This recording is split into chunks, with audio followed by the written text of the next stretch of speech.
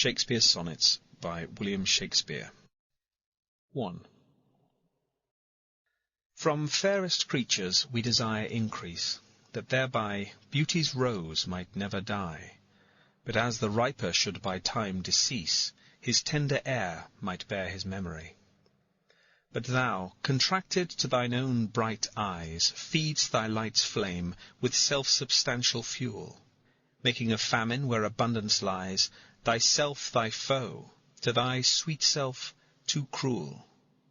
Thou that art now the world's fresh ornament, and only herald to the gaudy spring, within thine own bud buryest thy content, and tender churl makes waste in niggarding. Pity the world, or else this glutton be, to eat the world's due by the grave and thee. 2. When 40 winters shall besiege thy brow, and dig deep trenches in thy beauty's field, thy youth's proud livery so gazed on now will be a tattered weed of small worth held.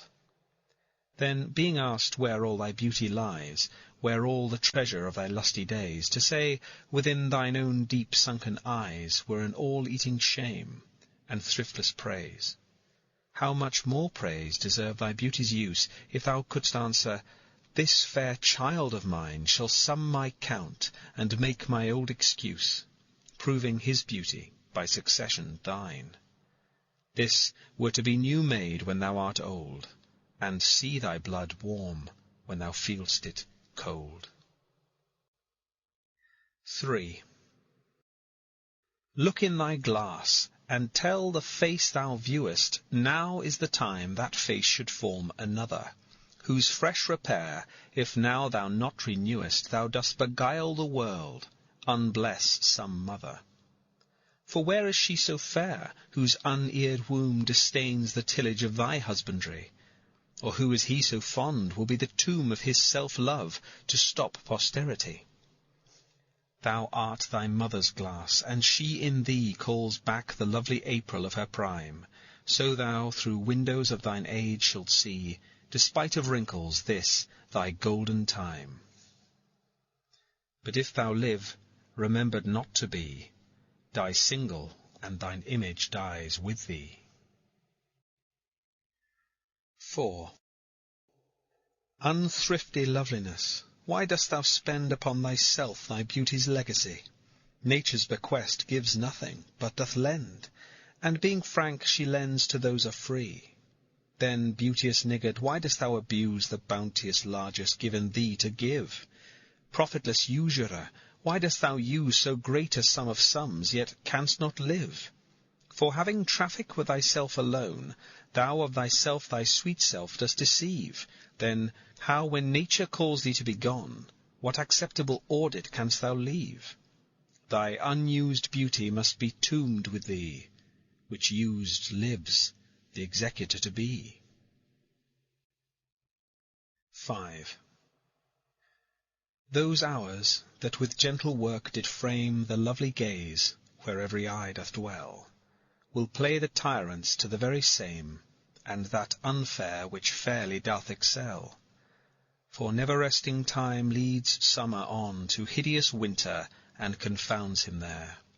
Sap checked with frost, and lusty leaves quite gone, beauty o'ersnowed, and bareness everywhere. Then, were not summer's distillation left, a liquid prisoner pent in walls of glass, beauty's effect with beauty were bereft, nor it, nor no remembrance what it was. But flowers distilled, though they with winter meet, least but their show, their substance still lives sweet. 6. Then let not winter's ragged hand deface in thee thy summer ere thou be distilled. Make sweet some vial, treasure thou some place with beauty's treasure ere it be self-killed.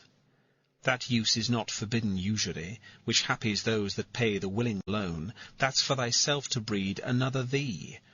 Or 10 times happier, be it 10 for 1, 10 times thyself were happier than thou art, if 10 of thine 10 times refigured thee, then What could death do if thou shouldst depart, leaving thee living in posterity? Be not self-willed, for thou art much too fair to be death's conquest, and make worms thine heir. 7. Lo, in the Orient, when the gracious light lifts up his burning head, each under-eye doth homage to his new-appearing sight, serving with looks his sacred majesty.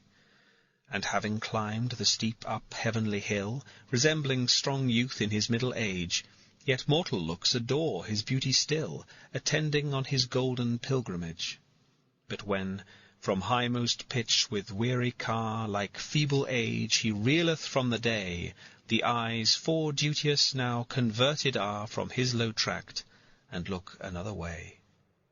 So thou, thyself outgoing in thy noon, unlooked on diest, unless thou get a son.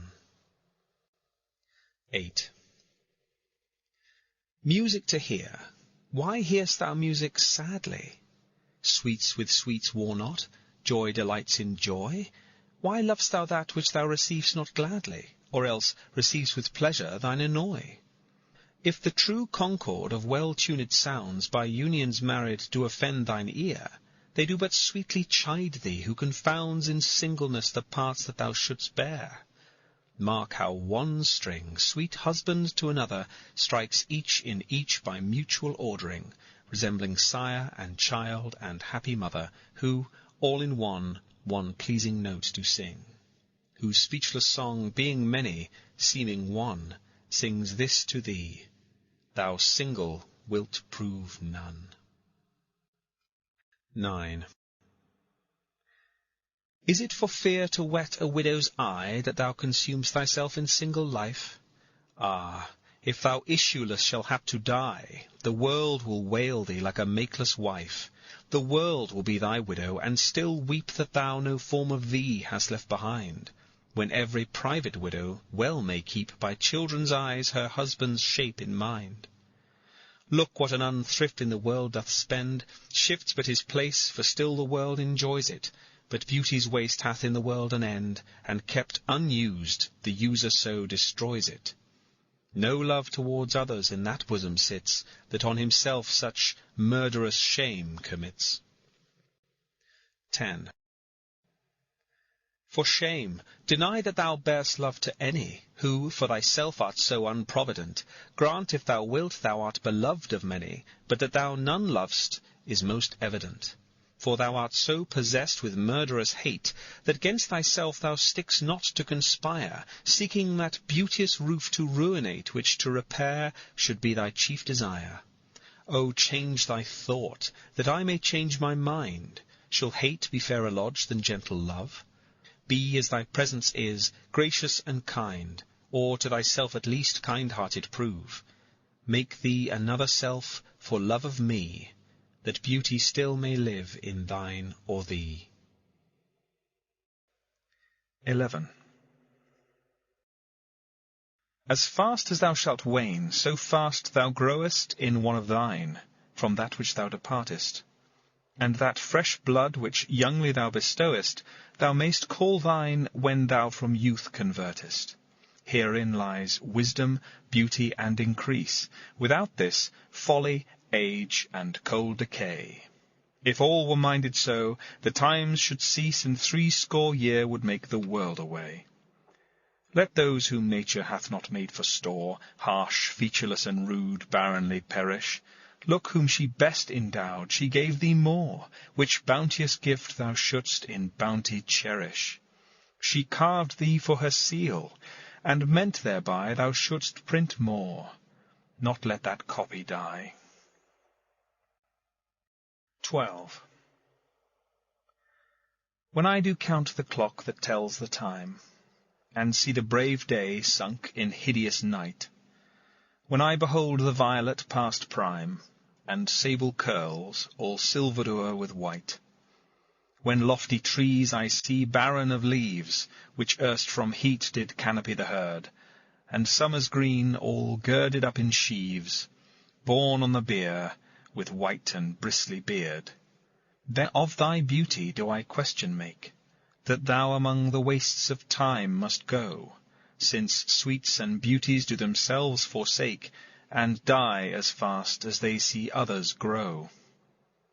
And nothing 'gainst time's scythe can make defence, save breed to brave him when he takes thee hence. 13.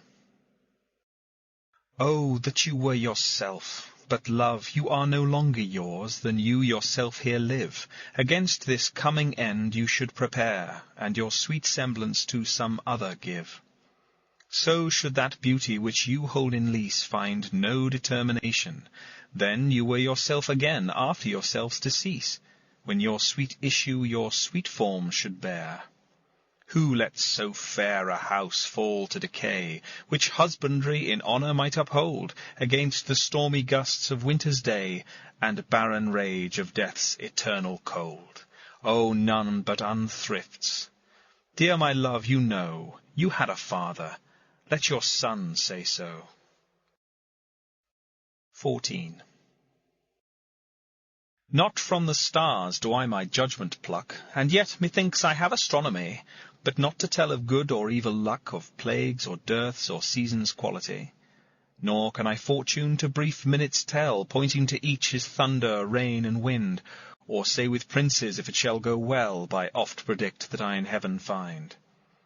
But from thine eyes my knowledge I derive, and constant stars, in them I read such art as truth and beauty shall together strive, if from thyself to store thou wouldst convert. Or else of thee this I prognosticate, thy end is truth's and beauty's doom and date. 15. When I consider everything that grows holds in perfection but a little moment, that this huge stage presenteth naught but shows, whereon the stars in secret influence comment. When I perceive that men as plants increase, cheered and checked even by the self-same sky, vaunt in their youthful sap, at height decrease, and wear their brave state out of memory, then the conceit of this inconstant stay sets you, most rich in youth, before my sight, where wasteful time debateth with decay, to change your day of youth to sullied night. And all in war with time, for love of you, as he takes from you, I engraft you new. 16. But wherefore do you not a mightier way make war upon this bloody tyrant, time, and fortify yourself in your decay with means more blessed than my barren rhyme? Now stand you on the top of happy hours, and many maiden gardens yet unset with virtuous wish would bear you living flowers, much liker than your painted counterfeit. So should the lines of life that life repair, which this time's pencil or my pupil pen, neither in inward worth nor outward fair, can make you live yourself in eyes of men. To give away yourself keeps yourself still, and you must live, drawn by your own sweet skill. 17. Who will believe my verse in time to come, if it were filled with your most high deserts? Though yet heaven knows it is but as a tomb which hides your life, and shows not half your parts.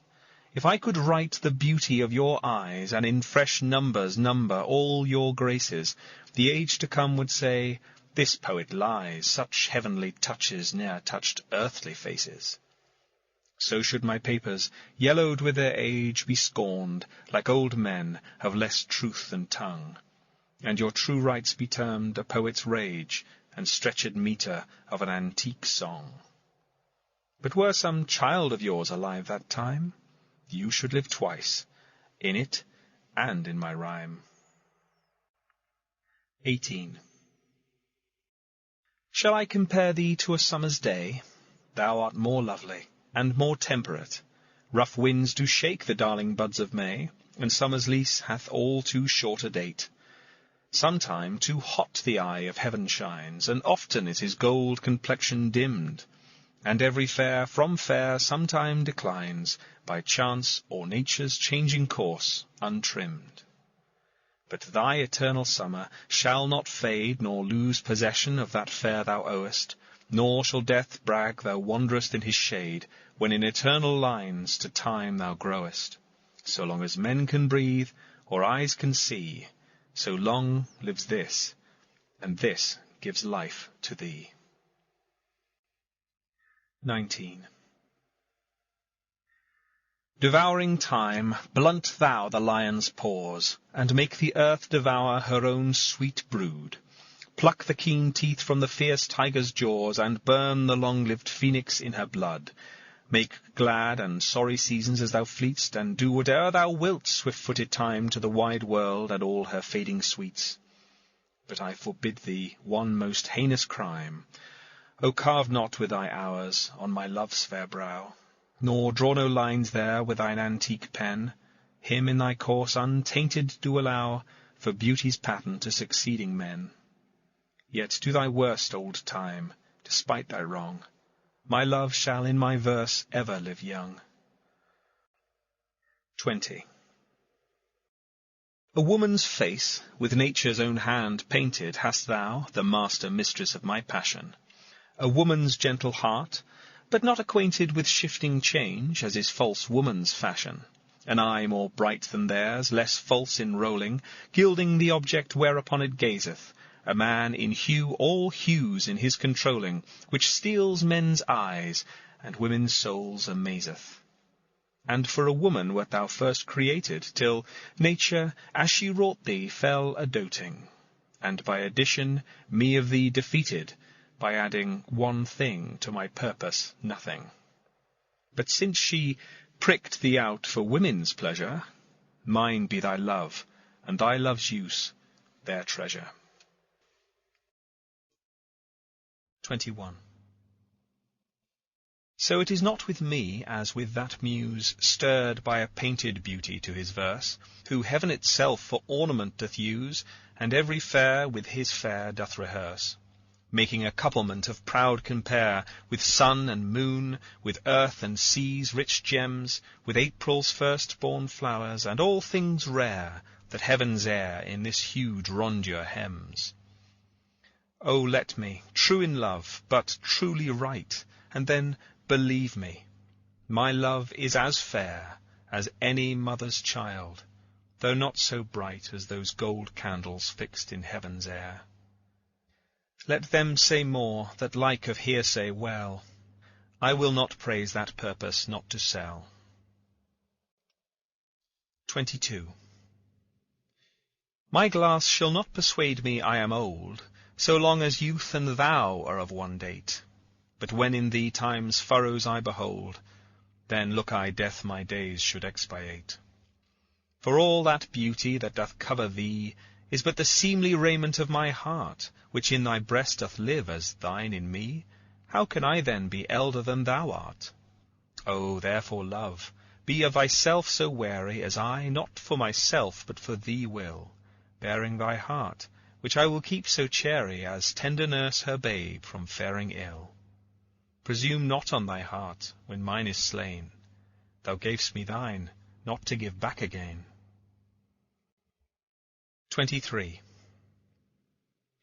As an unperfect actor on the stage, who with his fear is put beside his part, or some fierce thing, replete with too much rage, whose strength's abundance weakens his own heart, so I, for fear of trust, forget to say the perfect ceremony of love's rite, and in mine own love's strength seem to decay, were charged with burthen of mine own love's might.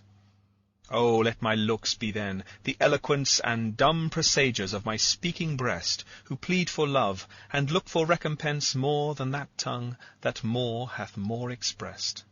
O learn to read what silent love hath writ, to hear with eyes belongs to love's fine wit. 24. Mine eye hath played the painter, and hath stelled thy beauty's form in table of my heart. My body is the frame wherein 'tis held, and perspective it is best painter's art. For through the painter must you see his skill, to find where your true image pictured lies, which in my bosom's shop is hanging still, that hath his windows glazed with thine eyes. Now see what good turns eyes for eyes have done.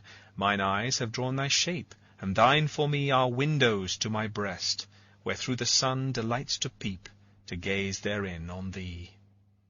Yet eyes this cunning want to grace their art, they draw but what they see, know not the heart. 25. Let those who are in favour with their stars of public honour and proud titles boast, whilst I, whom fortune of such triumph bars, unlooked for joy in that I honour most. Great princes' favourites their fair leaves spread, but as the marigold at the sun's eye, and in themselves their pride lies buried, for at a frown they in their glory die.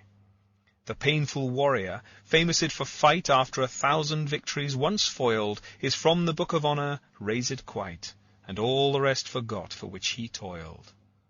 Then happy I, that love and am beloved, where I may not remove, nor be removed. 26. Lord of my life, to whom in vassalage thy merit hath my duty strongly knit, to thee I send this written embassage, to witness duty, not to show my wit. Duty so great, which wit so poor as mine may make seem bare, in wanting words to show it, but that I hope some good conceit of thine, in thy soul's thought all naked will bestow it. Till whatsoever star that guides my moving points on me graciously with fair aspect, and puts apparel on my tattered loving, to show me worthy of thy sweet respect. Then may I dare to boast how I do love thee. Till then not show my head where thou mayst prove me. 27. Weary with toil I haste me to my bed, the dear repose for limbs with travel tired. But then begins a journey in my head, to work my mind where body's work's expired. For then my thoughts, from far where I abide, intend a zealous pilgrimage to thee, and keep my drooping eyelids open wide, looking on darkness which the blind do see. Save that my soul's imaginary sight presents thy shadow to my sightless view, which, like a jewel hung in ghastly night, makes black night beauteous, and her old face new. Lo, thus by day my limbs, by night my mind, for thee and for myself no quiet find.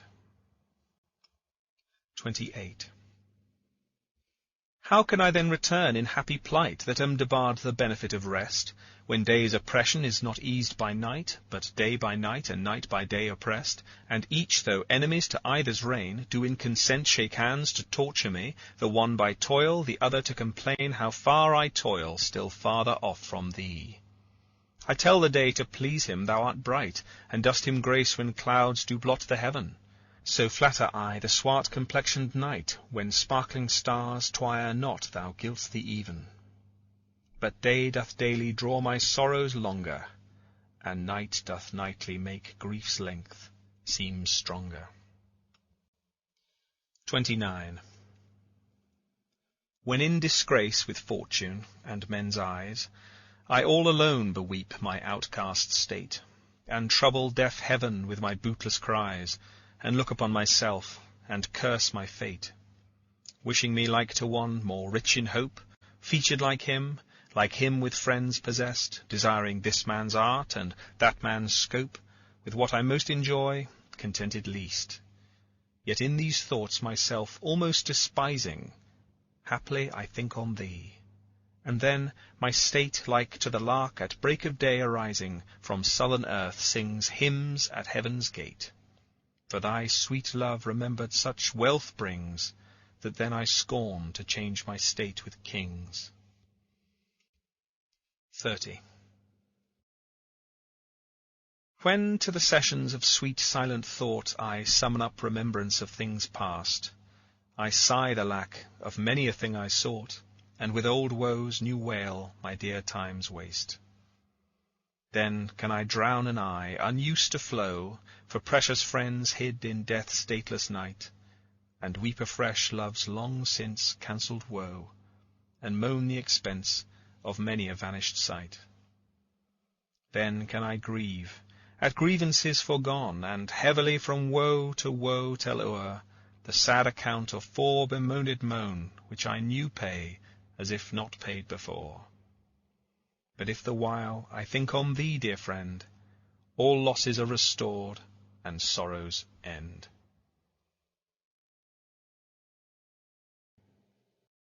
XXXI. Thy bosom is endeared with all hearts, which I, by lacking, have supposed dead, and there reigns love, and all love's loving parts, and all those friends, which I thought buried. How many a holy and obsequious tear hath dear religious love stolen from mine eye, as interest of the dead, which now appear but things removed, that hidden in thee lie. Thou art the grave where buried love doth live, hung with the trophies of my lovers gone, who all their parts of me to thee did give. That due of many now is thine alone. Their images I loved, I view in thee, and thou, all they, hast all the all of me.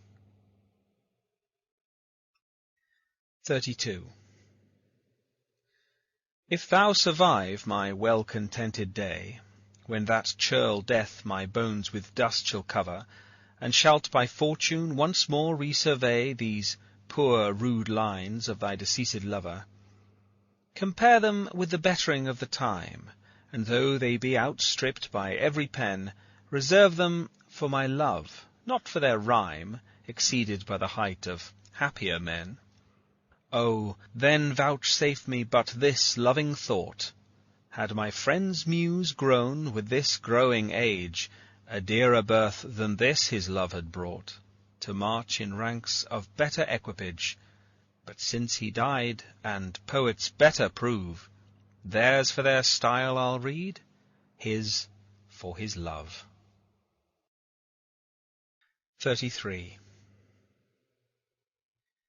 Full many a glorious morning have I seen flatter the mountain tops with sovereign eye, kissing with golden face the meadows green, gilding pale streams with heavenly alchemy. Anon permit the basest clouds to ride with ugly wrack on his celestial face, and from the forlorn world his visage hide, stealing unseen to west with this disgrace. Even so my sun one early morn did shine, with all triumphant splendour on my brow. But out, alack, he was but 1 hour mine, the region cloud hath masked him from me now. Yet him for this my love no whit disdaineth, suns of the world may stain when heaven's sun staineth. XXXIV. Why didst thou promise such a beauteous day, and make me travel forth without my cloak, to let base clouds o'ertake me in my way, hiding thy bravery in their rotten smoke? 'Tis not enough that through the cloud thou break, to dry the rain on my storm-beaten face, for no man well of such a salve can speak, that heals the wound and cures not the disgrace. Nor can thy shame give physic to my grief, though thou repent, yet I have still the loss. The offender's sorrow lends but weak relief to him that bears the strong offence's cross. Ah, but those tears are pearl which thy love sheds, and they are rich, and ransom all ill deeds. XXXV. No more be grieved at that which thou hast done. Roses have thorns, and silver fountains mud. Clouds and eclipses stain both moon and sun, and loathsome canker lives in sweetest bud. All men make faults, and even I in this, authorizing thy trespass with compare, myself corrupting, salving thy amiss, excusing thy sins more than thy sins are. For to thy sensual fault I bring incense. Thy adverse party is thy advocate, and 'gainst myself a lawful plea commence. Such civil war is in my love and hate, that I an accessory needs must be to that sweet thief which sourly robs from me. XXXVI. Let me confess that we two must be twain, although our undivided loves are one. So shall those blots that do with me remain, without thy help, by me be borne alone. In our two loves there is but one respect, though in our lives a separate spite, which though it alter not love's sole effect, yet doth it steal sweet hours from love's delight. I may not evermore acknowledge thee, lest my bewailed guilt should do thee shame, nor thou with public kindness honour me, unless thou take that honour from thy name. But do not so. I love thee in such sort, as thou being mine, mine is thy good report. 37. As a decrepit father takes delight to see his active child do deeds of youth, so I, made lame by fortune's dearest spite, take all my comfort of thy worth and truth. For whether beauty, birth, or wealth, or wit, or any of these all, or more, entitled in thy parts do crowned sit, I make my love engrafted to this store. So then I am not lame, poor, nor despised, whilst that this shadow doth such substance give, that I in thy abundance am sufficed, and by a part of all thy glory live. Look what is best, that best I wish in thee. This wish I have, then 10 times happy me. 38. How can my muse want subject to invent, while thou dost breathe, that pour'st into my verse thine own sweet argument, too excellent for every vulgar paper to rehearse? O give thyself the thanks, if aught in me worthy perusal stand against thy sight. For who's so dumb that cannot write to thee, when thou thyself dost give invention light? Be thou the 10th muse, 10 times more in worth than those old 9 which rhymers invocate, and he that calls on thee, let him bring forth eternal numbers to outlive long date. If my slight muse do please these curious days, the pain be mine, but thine shall be the praise. 39. O how thy worth with manners may I sing, when thou art all the better part of me? What can mine own praise to mine own self bring, and what is't but mine own, when I praise thee? Even for this, let us divided live, and our dear love lose name of single one, that by this separation I may give that due to thee which thou deservest alone. O absence, what a torment wouldst thou prove, were it not thy sour leisure gave sweet leave to entertain the time with thoughts of love, which time and thoughts so sweetly doth deceive, and that thou teachest how to make one twain, by praising him here, who doth hence remain. 40. Take all my loves, my love, yea, take them all. What hast thou then more than thou hadst before?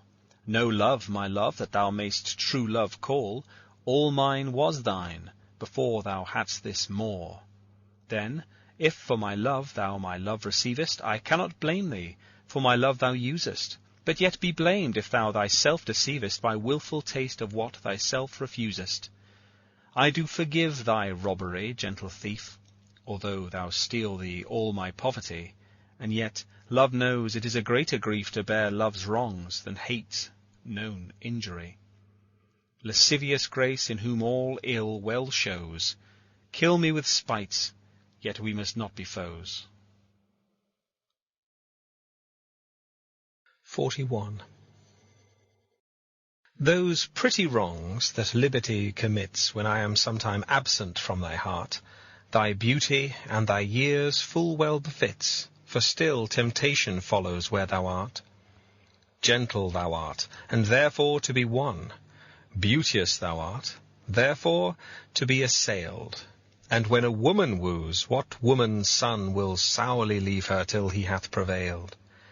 Ay me, But yet thou mightst my seat forbear, and chide thy beauty and thy straying youth, who leads thee in their riot, even there, where thou art forced to break a twofold truth. Hers by thy beauty tempting her to thee, thine by thy beauty being false to me. 42. That thou hast her, it is not all my grief, and yet it may be said I loved her dearly. That she hath thee is of my wailing chief, a loss in love that touches me more nearly. Loving offenders thus I will excuse ye. Thou dost love her, because thou know'st I love her, and for my sake even so doth she abuse me, suffering my friend for my sake to approve her. If I lose thee, my loss is my love's gain, and losing her, my friend hath found that loss. Both find each other, and I lose both twain, and both for my sake lay on me this cross. But here's the joy, my friend and I are one. Sweet flattery, then she loves but me alone. 43. When most I wink, then do mine eyes best see, for all the day they view things unrespected. But when I sleep, in dreams they look on thee, and darkly bright are bright in dark directed.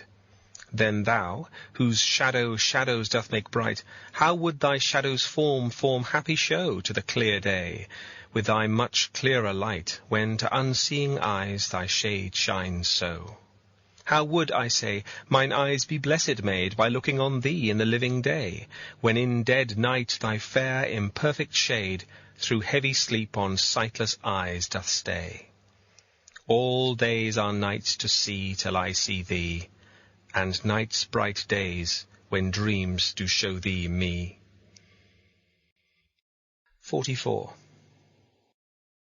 If the dull substance of my flesh were thought, injurious distance should not stop my way, for then, despite of space, I would be brought from limits far remote where thou dost stay.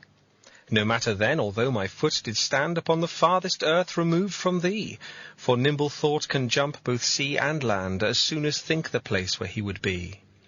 But thought kills me that I am not thought, to leap large lengths of miles when thou art gone. But that so much of earth and water wrought, I must attend time's leisure with my moan, receiving naught by elements so slow, but heavy tears, badges of either's woe. 45. The other two, slight air and purging fire, are both with thee, wherever I abide. The first my thought, the other my desire, these present absent with swift motion slide. For when these quicker elements are gone in tender embassy of love to thee, my life, being made of four, with two alone sinks down to death, oppressed with melancholy. Until life's composition be re-cured by those swift messengers returned from thee, who even but now come back again, assured of thy fair health, recounting it to me. This told, I joy. But then, no longer glad, I send them back again, and straight grow sad. 46. Mine eye and heart are at a mortal war, how to divide the conquest of thy sight.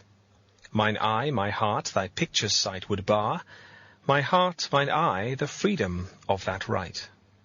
My heart doth plead that thou in him doth lie, a closet never pierced with crystal eyes, but the defendant doth that plea deny, and says in him thy fair appearance lies. To side this title is in Paneled a quest of thoughts, all tenants to the heart, and by their verdict is determined the clear eye's moiety, and the dear heart's part, as thus. Mine eye's due is thy outward part, and my heart's right thy inward love of heart. 47. Betwixt mine eye and heart a league is took, and each doth good turns now unto the other, when that mine eye is famished for a look, or heart in love with sighs himself doth smother. With my love's picture then my eye doth feast, and to the painted banquet bids my heart. Another time mine eye is my heart's guest, and in his thoughts of love doth share a part. So either by thy picture or my love, thyself away art present still with me. For thou not farther than my thoughts can move, and I am still with them, and they with thee. Or if they sleep, thy picture is my sight, awakes my heart to heart's and eyes' delight. 48. How careful was I when I took my way, each trifle under truest bars to thrust, that to my use it might unused stay from hands of falsehood in sure wards of trust. But thou, to whom my jewels trifles are, most worthy comfort, now my greatest grief, thou best of dearest and mine only care, art left the prey of every vulgar thief. Thee have I not locked up in any chest, save where thou art not, though I feel thou art, within the gentle closure of my breast, from whence at pleasure thou mayst come and part. And even thence thou wilt be stolen, I fear, for truth proves thievish for a prize so dear. 49. Against that time, if ever that time come, when I shall see thee frown on my defects, when as thy love hath cast his utmost sum, called to that audit by advised respects, against that time when thou shalt strangely pass, and scarcely greet me with that sun thine eye, when love, converted from the thing it was, shall reasons find of settled gravity. Against that time do I ensconce me here, within the knowledge of mine own desert, and this my hand against myself uprear, to guard the lawful reasons on thy part. To leave poor me, thou hast the strength of laws, since why to love, I can allege no cause.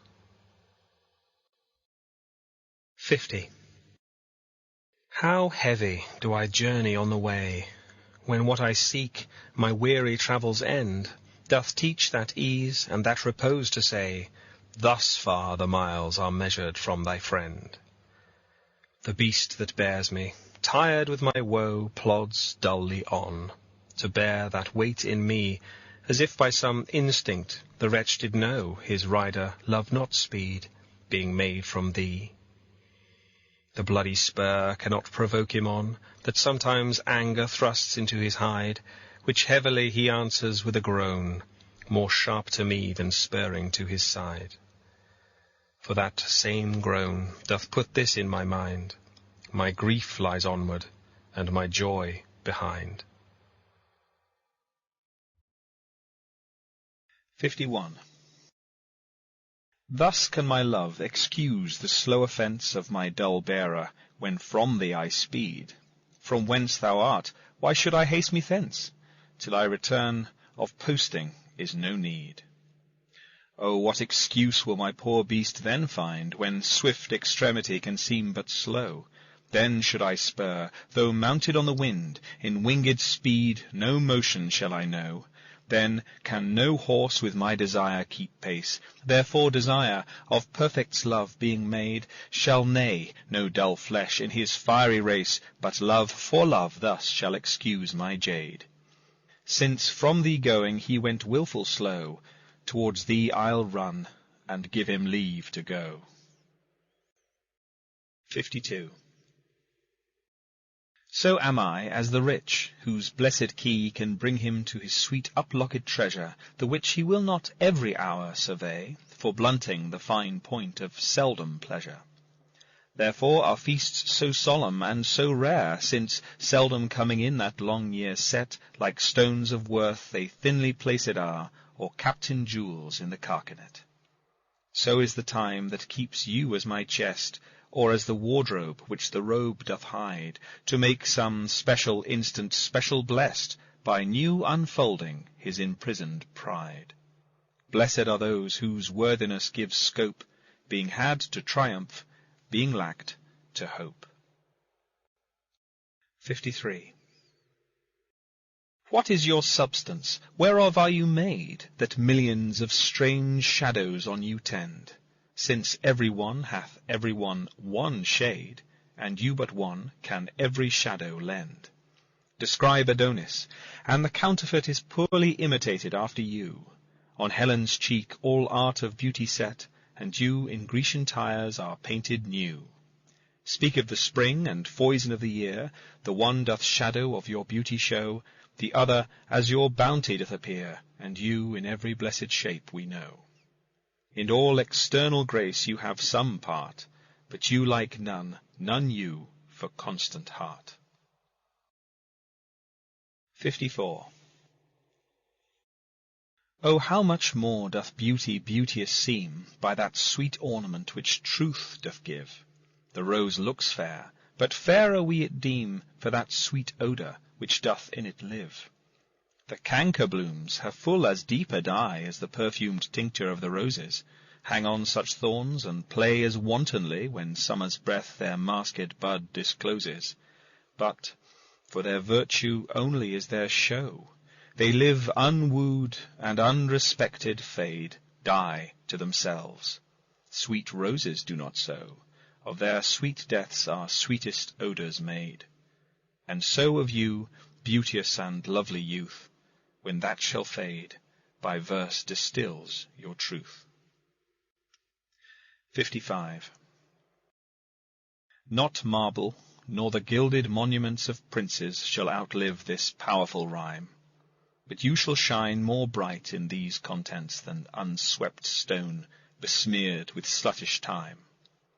When wasteful war shall statues overturn, and broils root out the work of masonry, nor Mars his sword, nor war's quick fire shall burn the living record of your memory.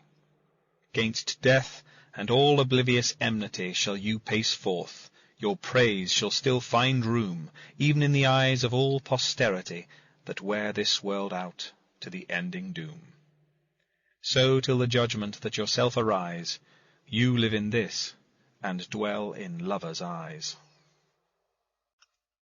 56. Sweet love, renew thy force. Be it not said thy edge should blunter be than appetite, which but to-day by feeding is allayed, to-morrow sharpened in his former might. So, love, be thou, although to-day thou fill thy hungry eyes, even till thy wink with fullness, to-morrow see again, and do not kill the spirit of love with a perpetual dullness. Let this sad interim like the ocean be, which parts the shore, where two contracted new come daily to the banks, that when they see return of love, more blessed may be the view. Or call it winter, which being full of care, makes summer welcome, thrice more wished, more rare. 57. Being your slave, what should I do but tend upon the hours and times of your desire? I have no precious time at all to spend, nor services to do till you require. Nor dare I chide the world without end hour, whilst I, my sovereign, watch the clock for you, nor think the bitterness of absence sour, when you have bid your servant once adieu. Nor dare I question with my jealous thought where you may be, or your affairs suppose, but, like a sad slave, stay, and think of naught, save where you are, how happy you make those. So true a fool is love, that in your will, though you do anything, he thinks no ill. 58.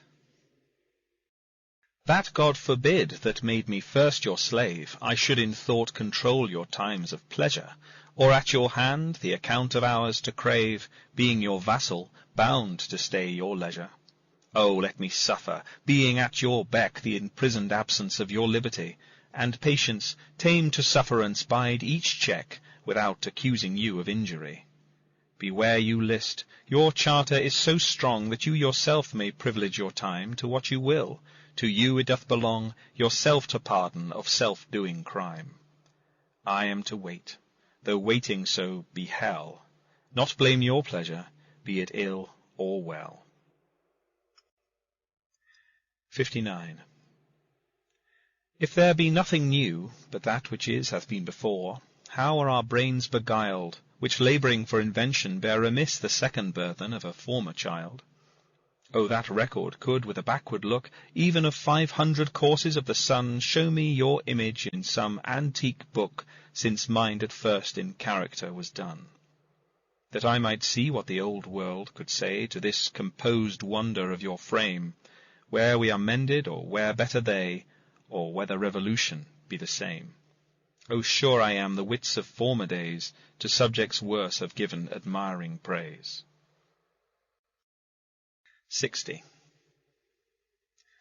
Like as the waves make towards the pebbled shore, so do our minutes hasten to their end, each changing place with that which goes before, in sequent toil all forwards do contend. Nativity, once in the main of light, crawls to maturity, wherewith, being crowned, crooked eclipses 'gainst his glory fight, and time that gave doth now his gift confound. Time doth transfix the flourish set on youth, and delves the parallels in beauty's brow, feeds on the rarities of nature's truth, and nothing stands but for his scythe to mow. And yet to times in hope my verse shall stand, praising thy worth despite his cruel hand.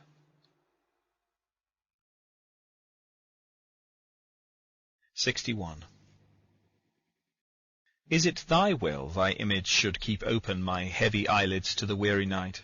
Dost thou desire my slumbers should be broken, while shadows like to thee do mock my sight? Is it thy spirit that thou send'st from thee, so far from home, into my deeds to pry, to find out shames and idle hours in me, the scope and tenure of thy jealousy? Oh no, thy love, though much, is not so great. It is my love that keeps mine eye awake, mine own true love that doth my rest defeat, to play the watchman ever for thy sake.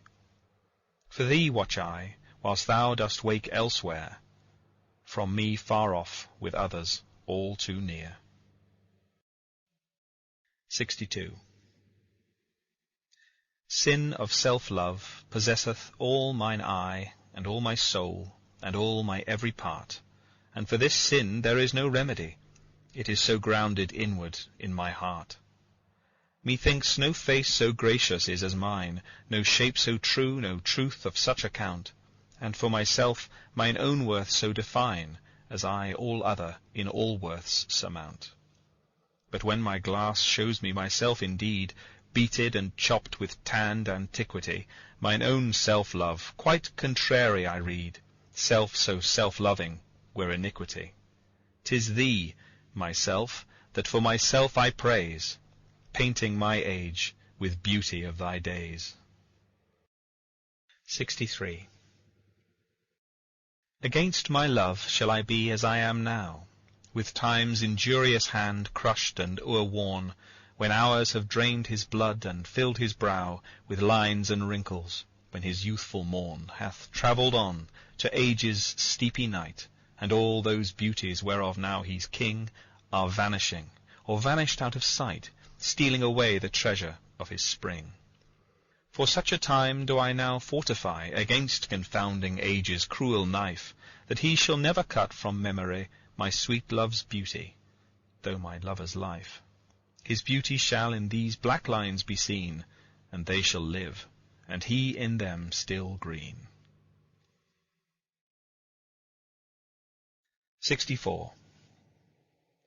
When I have seen, by time's fell hand, defaced the rich proud cost of outward buried age, when sometime lofty towers I see down raised, and brass eternal slave to mortal rage, when I have seen the hungry ocean gain advantage on the kingdom of the shore, and the firm soil win of the watery main, increasing store with loss, and loss with store, when I have seen such interchange of state, or state itself confounded to decay, ruin hath taught me thus to ruminate, that time will come, and take my love away. This thought is as a death which cannot choose, but weep to have, that which it fears to lose. 65.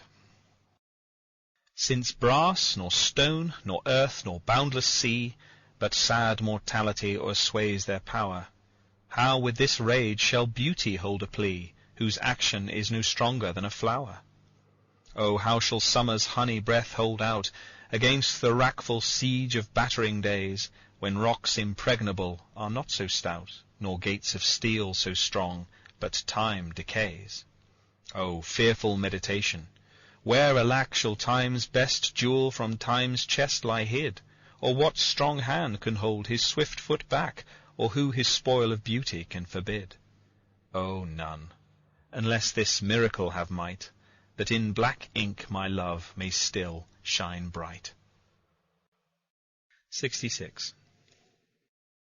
Tired with all these, for restful death I cry, as to behold desert a beggar born, and needy nothing untrimmed in jollity, and purest faith unhappily forsworn, and gilded honour shamefully misplaced, and maiden virtue rudely strumpeted, and right perfection wrongfully disgraced, and strength by limping sway disabled, and art made tongue-tied by authority, and folly doctor-like controlling skill, and simple truth miscalled simplicity, and captive good attending captain ill. Tired with all these, from these would I be gone, save that, to die, I leave my love alone. 67.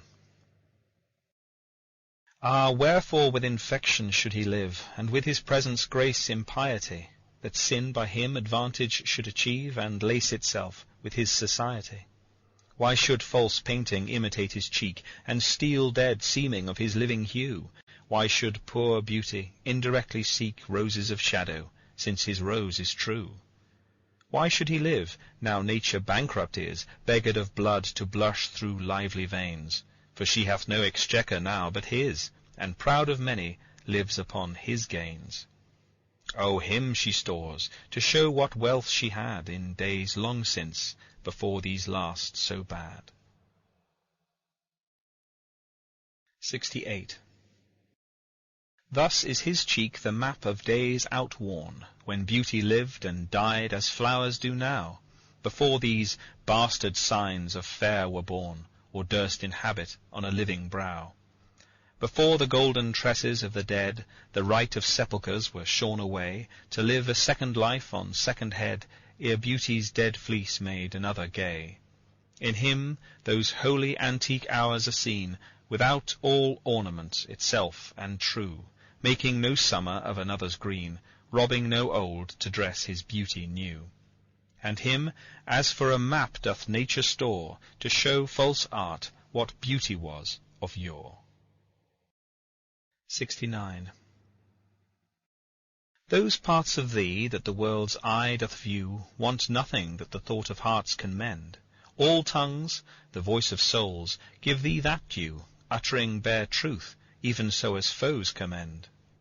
Thy outward thus with outward praise is crowned, but those same tongues that give thee so thine own, in other accents do this praise confound, by seeing farther than the eye hath shown. They look into the beauty of thy mind, and that in guess they measure by thy deeds. Then, churls, their thoughts, although their eyes were kind, to thy fair flower add the rank smell of weeds. But why thy odour matcheth not thy show? The soil is this, that thou dost common grow. 70. That thou art blamed shall not be thy defect, for slander's mark was ever yet the fair. The ornament of beauty is suspect, a crow that flies in heaven's sweetest air. So thou be good. Slander doth but approve thy worth, the greater being wooed of time. For canker vice the sweetest buds doth love, and thou presentest a pure unstained prime. Thou hast passed by the ambush of young days, either not assailed, or victor being charged. Yet this thy praise cannot be so thy praise, to tie up envy, evermore enlarged. If some suspect of ill masked not thy show, then thou alone kingdoms of hearts shouldst owe. 71. No longer mourn for me when I am dead, then you shall hear the surly sullen bell give warning to the world that I am fled from this vile world with vilest worms to dwell. Nay, if you read this line, remember not the hand that writ it. For I love you so, that I in your sweet thoughts would be forgot, if, thinking on me then, should make you woe. Oh, if, I say, you look upon this verse, when I perhaps compounded am with clay, do not so much as my poor name rehearse, let your love even with my life decay. Lest the wise world should look into your moan, and mock you with me after I am gone. 72. Oh, lest the world should task you to recite what merit lived in me, that you should love after my death, dear love, forget me quite, for you in me can nothing worthy prove. Unless you would devise some virtuous lie, to do more for me than mine own desert, and hang more praise upon deceased eye than niggard truth would willingly impart. Oh, lest your true love may seem false in this, that you for love speak well of me untrue, my name be buried where my body is, and live no more to shame, nor me nor you. For I am shamed by that which I bring forth, and so should you, to love things nothing worth. 73. That time of year thou mayst in me behold, when yellow leaves, or none, or few, do hang upon those boughs which shake against the cold, bare ruined choirs, where late the sweet birds sang. In me thou seest the twilight of such day as after sunset fadeth in the west, which by and by black night doth take away, death's second self, that seals up all in rest. In me thou seest the glowing of such fire, that on the ashes of his youth doth lie, as the death-bed, whereon it must expire, consumed with that which it was nourished by. This thou perceivest, which makes thy love more strong, to love that well, which thou must leave ere long. 74. But be contented, when that fell arrest without all bail shall carry me away, my life hath in this line some interest, which for memorial still with thee shall stay. When thou reviewest this, thou dost review the very part was consecrate to thee. The earth can have but earth, which is its due. My spirit is thine, the better part of me. So then thou hast but lost the dregs of life, the prey of worms, my body being dead, the coward conquest of a wretch's knife, too base of thee to be remembered. The worth of that is that which it contains, and that is this, and this with thee remains. 75. So are you to my thoughts as food to life, or as sweet seasoned showers are to the ground. And for the peace of you I hold such strife as twixt a miser and his wealth is found. Now proud as an enjoyer, and anon doubting the filching age will steal his treasure, now counting best to be with you alone, then bettered that the world may see my pleasure. Sometime all full with feasting on your sight, and by clean starved for a look, possessing or pursuing no delight, save what is had or must from you be took. Thus do I pine and surfeit day by day, or gluttoning on all, or all away. 76. Why is my verse so barren of new pride, so far from variation or quick change? Why with the time do I not glance aside to new-found methods, or to compounds strange? Why write I still all one, ever the same, and keep invention in a noted weed, that every word doth always tell my name, showing their birth and where they did proceed? Oh, no sweet love I always write of you, and you and love are still my argument. So all my best is dressing old words new, spending again what is already spent. For as the sun is daily new and old, so is my love still telling what is told. 77. Thy glass will show thee how thy beauties wear, Thy dial how thy precious minutes waste. These vacant leaves thy mind's imprint will bear, and of this book this learning mayst thou taste. The wrinkles which thy glass will truly show of mouthed graves will give thee memory. Thou by thy dial's shady stealth mayst know time's thievish progress to eternity. Look, what thy memory cannot contain, commit to these waste blanks, and thou shalt find those children nursed, delivered from thy brain, to take a new acquaintance of thy mind. These offices, so oft as thou wilt look, shall profit thee, and much enrich thy book. 78. So oft have I invoked thee for my muse, and found such fair assistance in my verse, as every alien pen hath got my use, and under thee their posy disperse. Thine eyes, that taught the dumb on high to sing, and heavy ignorance aloft to fly, have added feathers to the learned's wing, and given grace a double majesty. Yet be most proud of that which I compile, whose influence is thine, and born of thee. In others' works thou dost but mend the style, and arts with thy sweet graces graced be. But thou art all my art, and dost advance as high as learning my rude ignorance. 79. Whilst I alone did call upon thy aid, my verse alone had all thy gentle grace. But now my gracious numbers are decayed, and my sick muse doth give another place. I grant, sweet love, thy lovely argument deserves the travail of a worthier pen. Yet what of thee thy poet doth invent, he robs thee of, and pays it thee again. He lends thee virtue, and he stole that word from thy behaviour. Beauty doth he give, and found it in thy cheek. He can afford no praise to thee, but what in thee doth live. Then thank him not for that which he doth say, since what he owes thee, thou thyself dost pay. 80. Oh, how I faint, when I of you do write, knowing a better spirit doth use your name, and in the praise thereof spends all his might, to make me tongue-tied, speaking of your fame.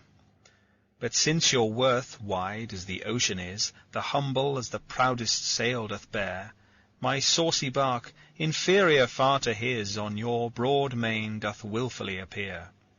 Your shallowest help will hold me up afloat, whilst he upon your soundless deep doth ride.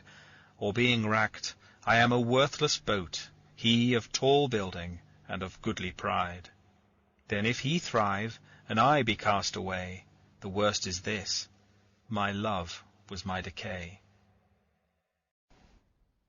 81. Or I shall live your epitaph to make, or you survive, when I in earth am rotten. From hence your memory death cannot take, although in me each part will be forgotten. Your name from hence immortal life shall have, though I, once gone, to all the world must die. The earth can yield me but a common grave, when you entombed in men's eyes shall lie.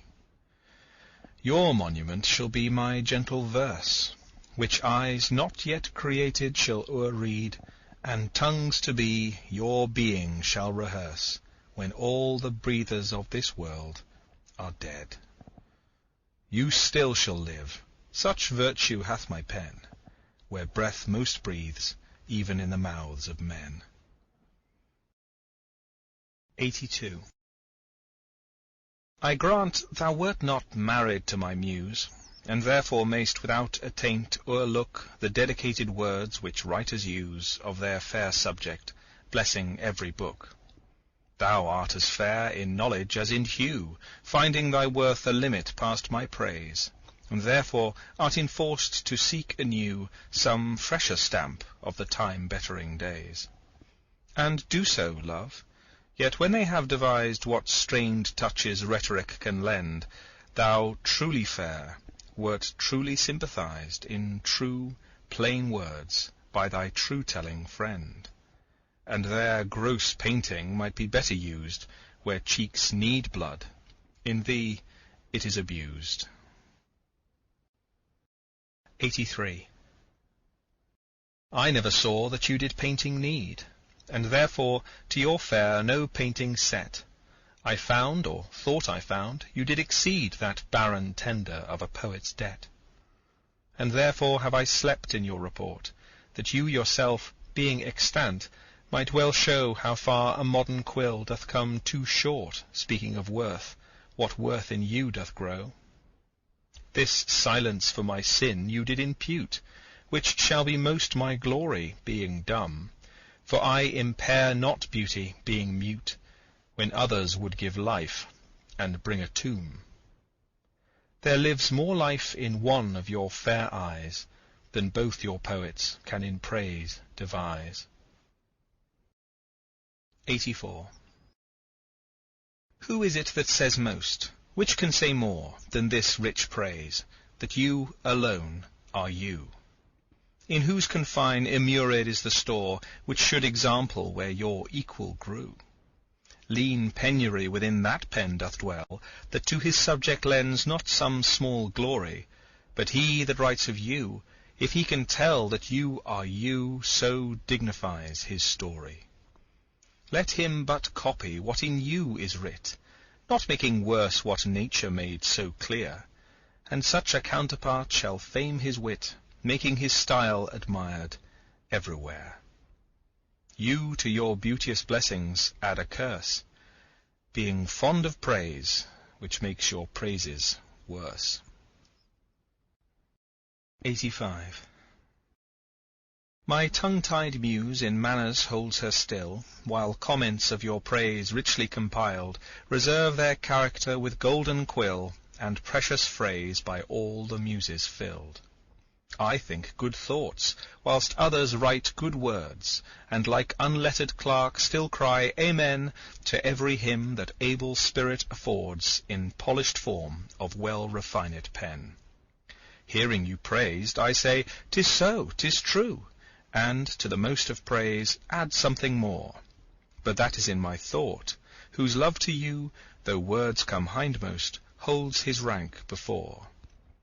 Then others, for the breath of words respect, me for my dumb thoughts, speaking in effect. 86.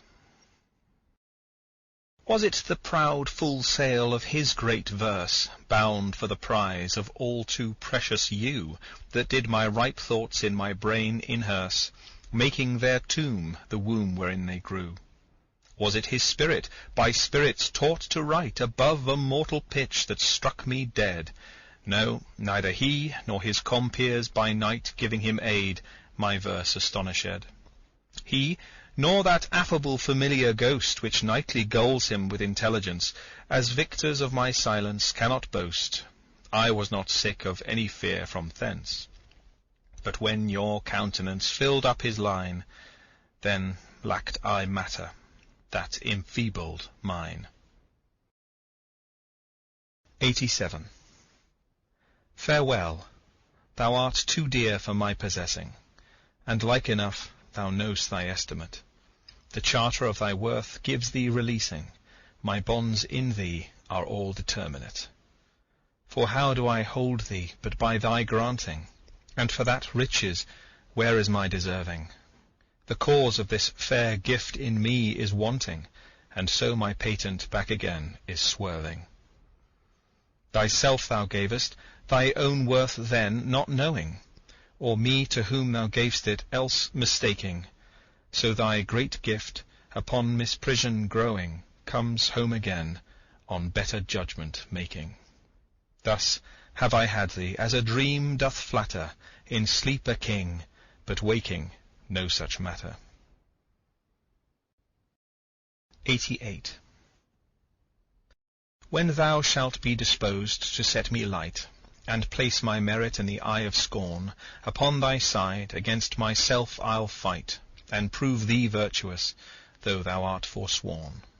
With mine own weakness, being best acquainted, upon thy part I can set down a story of faults concealed, wherein I am attainted, that thou in losing me shall win much glory. And I by this will be a gainer too, for bending all my loving thoughts on thee, the injuries that to myself I do, doing thee vantage, double vantage me. Such is my love. To thee I so belong, that for thy right myself will bear all wrong. 89. Say that thou didst forsake me for some fault, and I will comment upon that offence. Speak of my lameness, and I straight will halt against thy reasons, making no defence.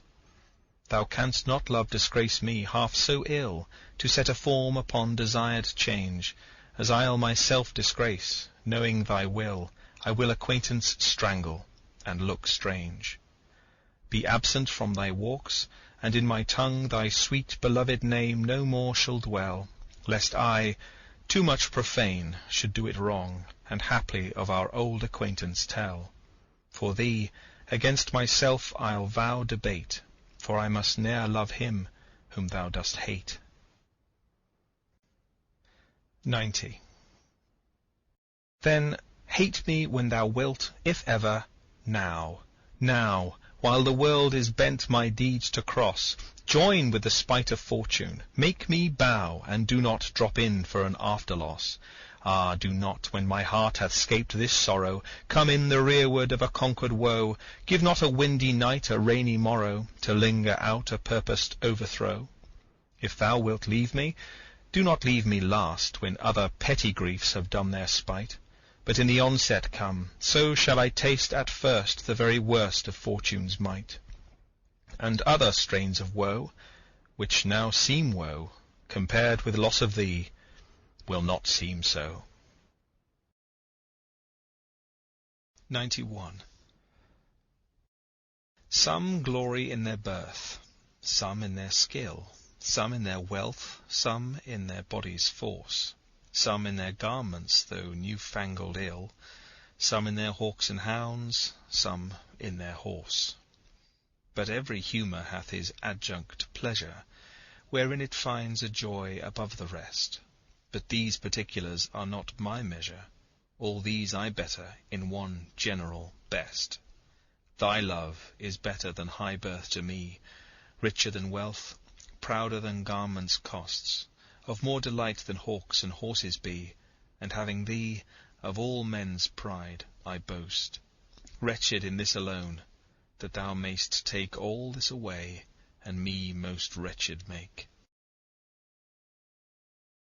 92. But do thy worst to steal thyself away, for term of life thou art assured mine, and life no longer than thy love will stay, for it depends upon that love of thine. Then need I not to fear the worst of wrongs, when in the least of them my life hath end. I see a better state to me belongs than that which on thy humour doth depend. Thou canst not vex me with inconstant mind, since that my life on thy revolt doth lie. Oh, what a happy title do I find, happy to have thy love, happy to die. But what so blessed fair that fears no blot? Thou mayst be false, and yet I know it not. 93. So shall I live, supposing thou art true, like a deceived husband. So love's face may still seem love to me, though altered new, thy looks with me, thy heart in other place. For there can live no hatred in thine eye, therefore in that I cannot know thy change. In many's looks the false heart's history is writ in moods and frowns and wrinkles strange. But heaven in thy creation did decree that in thy face sweet love should ever dwell. Whate'er thy thoughts or thy heart's workings be, thy looks should nothing thence but sweetness tell. How like Eve's apple doth thy beauty grow, if thy sweet virtue answer not thy show. 94.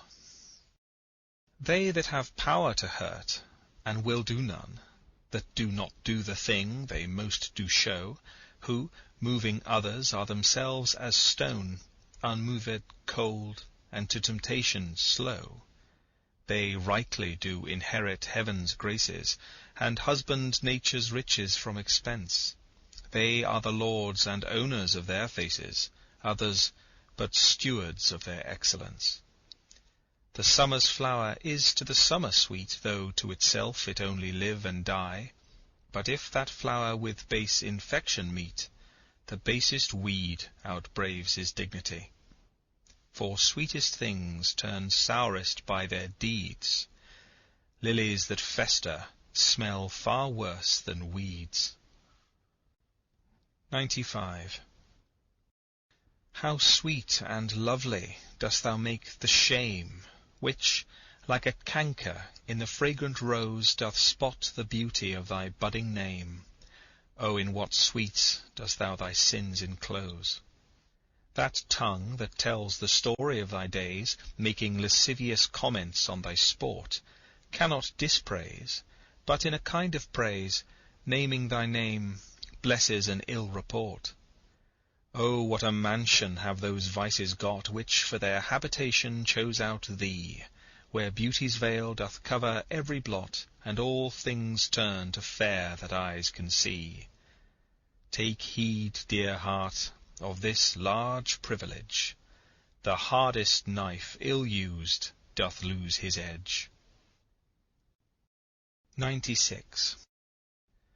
Some say thy fault is youth, some wantonness. Some say thy grace is youth and gentle sport. Both grace and faults are loved of more and less. Thou makest faults graces that to thee resort. As on the finger of a throned queen the basest jewel will be well esteemed, so are those errors that in thee are seen, to truths translated, and for true things deemed. How many lambs might the stern wolf betray, if like a lamb he could his looks translate? How many gazers might thou lead away, if thou wouldst use the strength of all thy state? But do not so. I love thee in such sort as, thou being mine, mine is thy good report. 97. How like a winter hath my absence been from thee, the pleasure of the fleeting year! What freezings have I felt, what dark days seen, what old December's bareness everywhere! And yet this time removed was summer's time, the teeming autumn, big with rich increase, bearing the wanton burden of the prime, like widowed wombs after their lord's decease. Yet this abundant issue seemed to me but hope of orphans and unfathered fruit, for summer and his pleasures wait on thee, and thou away, the very birds are mute. Or if they sing, 'tis with so dull a cheer, that leaves look pale, dreading the winter's near. 98. From you have I been absent in the spring, when proud pied April, dressed in all his trim, hath put a spirit of youth in everything, that heavy Saturn laughed and leaped with him. Yet nor the lays of birds, nor the sweet smell of different flowers in odour and in hue, could make me any summer's story tell, or from their proud lap pluck them where they grew. Nor did I wonder at the lily's white, nor praise the deep vermilion in the rose. They were but sweet, but figures of delight, drawn after you, you pattern of all those. Yet seemed it winter still, and you away, as with your shadow I with these did play. 99. The forward violet thus did I chide: Sweet thief, whence didst thou steal thy sweet that smells, if not from my love's breath? The purple pride which on thy soft cheek for complexion dwells, in my love's veins thou hast too grossly dyed. The lily I condemned for thy hand, and buds of marjoram had stolen thy hair. The roses fearfully on thorns did stand, one blushing shame, another white despair. A third, nor red nor white, had stolen of both, and to his robbery had annexed thy breath. But for his theft in pride of all his growth, a vengeful canker ate him up to death. More flowers I noted, yet I none could see but sweet or colour it had stolen from thee. 100. Where art thou, Muse, that thou forgett'st so long to speak of that which gives thee all thy might? Spent thou thy fury on some worthless song, darkening thy power to lend base subjects light? Return, forgetful Muse, and straight redeem in gentle numbers time so idly spent. Sing to the ear that doth thy lays esteem, and gives thy pen both skill and argument. Rise, resty Muse, my love's sweet face survey, if time have any wrinkle graven there, if any be a satire to decay, and make time's spoils despise everywhere. Give my love fame faster than time wastes life, so thou prevent'st his scythe and crooked knife. 101. O truant Muse, what shall be thy amends for thy neglect of truth in beauty dyed? Both truth and beauty on my love depends, so dost thou too, and therein dignified. Make answer, Muse, wilt thou not haply say, truth needs no colour with his colour fixed, beauty no pencil, beauty's truth to lay, but best is best, if never intermixed? Because he needs no praise, wilt thou be dumb? Excuse not silence so, for it lies in thee to make him much outlive a gilded tomb, and to be praised of ages yet to be. Then do thy office, Muse, I teach thee how to make him seem long hence, as he shows now. 102. My love is strengthened, though more weak in seeming. I love not less, though less the show appear. That love is merchandised, whose rich esteeming the owner's tongue doth publish everywhere. Our love was new, and then but in the spring, when I was wont to greet it with my lays, as Philomel in summer's front doth sing, and stops her pipe in growth of riper days. Not that the summer is less pleasant now than when her mournful hymns did hush the night, but that wild music burthens every bough, and sweets grown common lose their dear delight. Therefore, like her, I sometime hold my tongue, because I would not dull you with my song. 103. Alack, what poverty my Muse brings forth, that having such a scope to show her pride, the argument all bare is of more worth than when it hath my added praise beside. O blame me not, if I no more can write. Look in your glass, and there appears a face that overgoes my blunt invention quite, dulling my lines, and doing me disgrace. Were it not sinful, then, striving to mend, to mar the subject that before was well? For to no other pass my verses tend, than of your graces and your gifts do tell. And more, much more than in my verse can sit, your own glass shows you when you look in it. 104.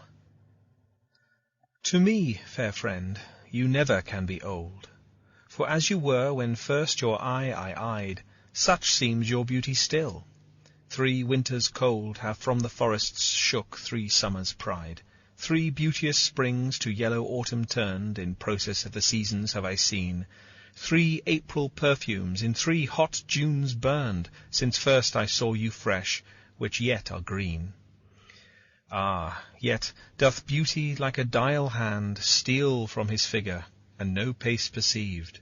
So your sweet hue, which methinks still doth stand, hath motion, and my eye may be deceived. For fear of which, hear this, thou age unbred, ere you were born was beauty's summer dead. 105. Let not my love be called idolatry, nor my beloved as an idol show, since all alike my songs and praises be to one of one, still such, and ever so. Kind is my love today, tomorrow kind, still constant in a wondrous excellence, therefore my verse to constancy confined, one thing expressing, leaves out difference. Fair, kind, and true is all my argument, fair, kind, and true, varying to other words, and in this change is my invention spent, 3 themes in one, which wondrous scope affords. Fair, kind, and true have often lived alone, which three till now never kept seat in one. 106. When, in the chronicle of wasted time, I see descriptions of the fairest wights, and beauty making beautiful old rhyme in praise of ladies dead and lovely knights, then, in the blazon of sweet beauty's best, of hand, of foot, of lip, of eye, of brow, I see their antique pen would have expressed even such a beauty as you master now. So all their praises are but prophecies of this our time, all you prefiguring, and for they looked but with divining eyes, they had not skill enough your worth to sing. For we, which now behold these present days, have eyes to wonder, but lack tongues to praise. 107. Not mine own fears, nor the prophetic soul of the wide world dreaming on things to come, can yet the lease of my true love control, supposed as forfeit to a confined doom. The mortal moon hath her eclipse endured, and the sad augurs mock their own presage. Incertainties now crown themselves assured, and peace proclaims olives of endless age. Now, with the drops of this most balmy time, my love looks fresh, and death to me subscribes, since, spite of him, I'll live in this poor rhyme, while he insults o'er dull and speechless tribes.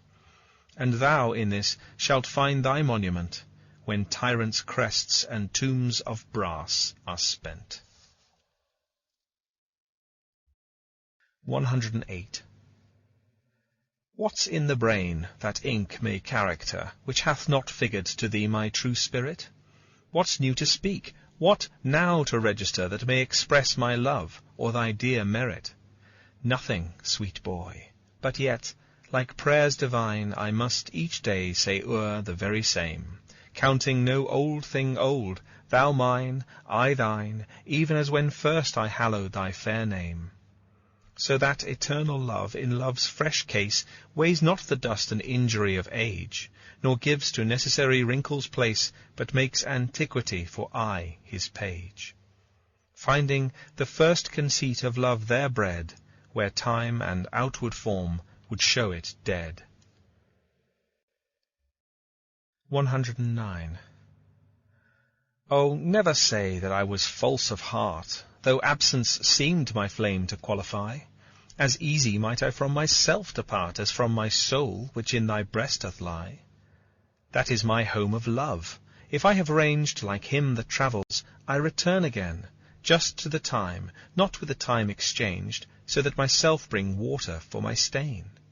Never believe, though in my nature reigned all frailties that besiege all kinds of blood, that it could so preposterously be stained to leave for nothing all thy sum of good. For nothing this wide universe I call, save thou, my rose, in it thou art my all. 110. Alas, 'tis true, I have gone here and there, and made myself a motley to the view, gored mine own thoughts, sold cheap what is most dear, made old offences of affections new. Most true it is, that I have looked on truth askance and strangely, but, by all above, these blenches give my heart another youth, and worse essays prove thee my best of love. Now all is done, save what shall have no end. Mine appetite I never more will grind on newer proof, to try an older friend, a god in love, to whom I am confined. Then give me welcome, next my heaven the best, even to thy pure and most, most loving breast. 111. Oh, for my sake, do you with fortune chide the guilty goddess of my harmful deeds, that did not better for my life provide than public means, which public manners breeds. Thence comes it that my name receives a brand, and almost thence my nature is subdued to what it works in, like the dyer's hand. Pity me then, and wish I were renewed. whilst, like a willing patient, I will drink potions of Isel 'gainst my strong infection, no bitterness that I will bitter think, nor double penance to correct correction. Pity me then, dear friend, and I assure ye, even that your pity is enough to cure me. 112. Your love and pity doth the impression fill, which vulgar scandal stamped upon my brow. For what care I who calls me well or ill, so you o'ergreen my bad, my good allow? You are my all the world, and I must strive to know my shames and praises from your tongue. None else to me, nor I to none alive, that my steeled sense or changes right or wrong. In so profound abysm I throw all care of others' voices, that my adder's sense to critic and to flatterer stopped are. Mark how with my neglect I do dispense. You are so strongly in my purpose bred, that all the world besides, methinks, are dead. 113. Since I left you, mine eye is in my mind, and that which governs me to go about doth part his function and is partly blind, seems seeing, but effectually is out. For it no form delivers to the heart of bird, of flower or shape which it doth latch. Of his quick objects hath the mind no part, nor his own vision holds what it doth catch. For if it see the rudest or gentlest sight, the most sweet favour, or deformedest creature, the mountain or the sea, the day or night, the crow or dove, it shapes them to your feature. Incapable of more, replete with you, my most true mind thus maketh mine untrue. 114. Or whether doth my mind, being crowned with you, drink up the monarch's plague, this flattery? Or whether, shall I say, mine eye saith true, and that your love taught it this alchemy, to make of monsters and things indigest such cherubins as your sweet self resemble, creating every bad a perfect best, as fast as objects to his beams assemble? Oh, 'tis the first, 'tis flattery in my seeing, and my great mind most kingly drinks it up. Mine eye well knows what with his gust is greeing, and to his palate doth prepare the cup. If it be poisoned, 'tis the lesser sin that mine eye loves it, and doth first begin. 115. Those lines that I before have writ do lie, even those that said I could not love you dearer. Yet then my judgment knew no reason why my most full flame should afterwards burn clearer.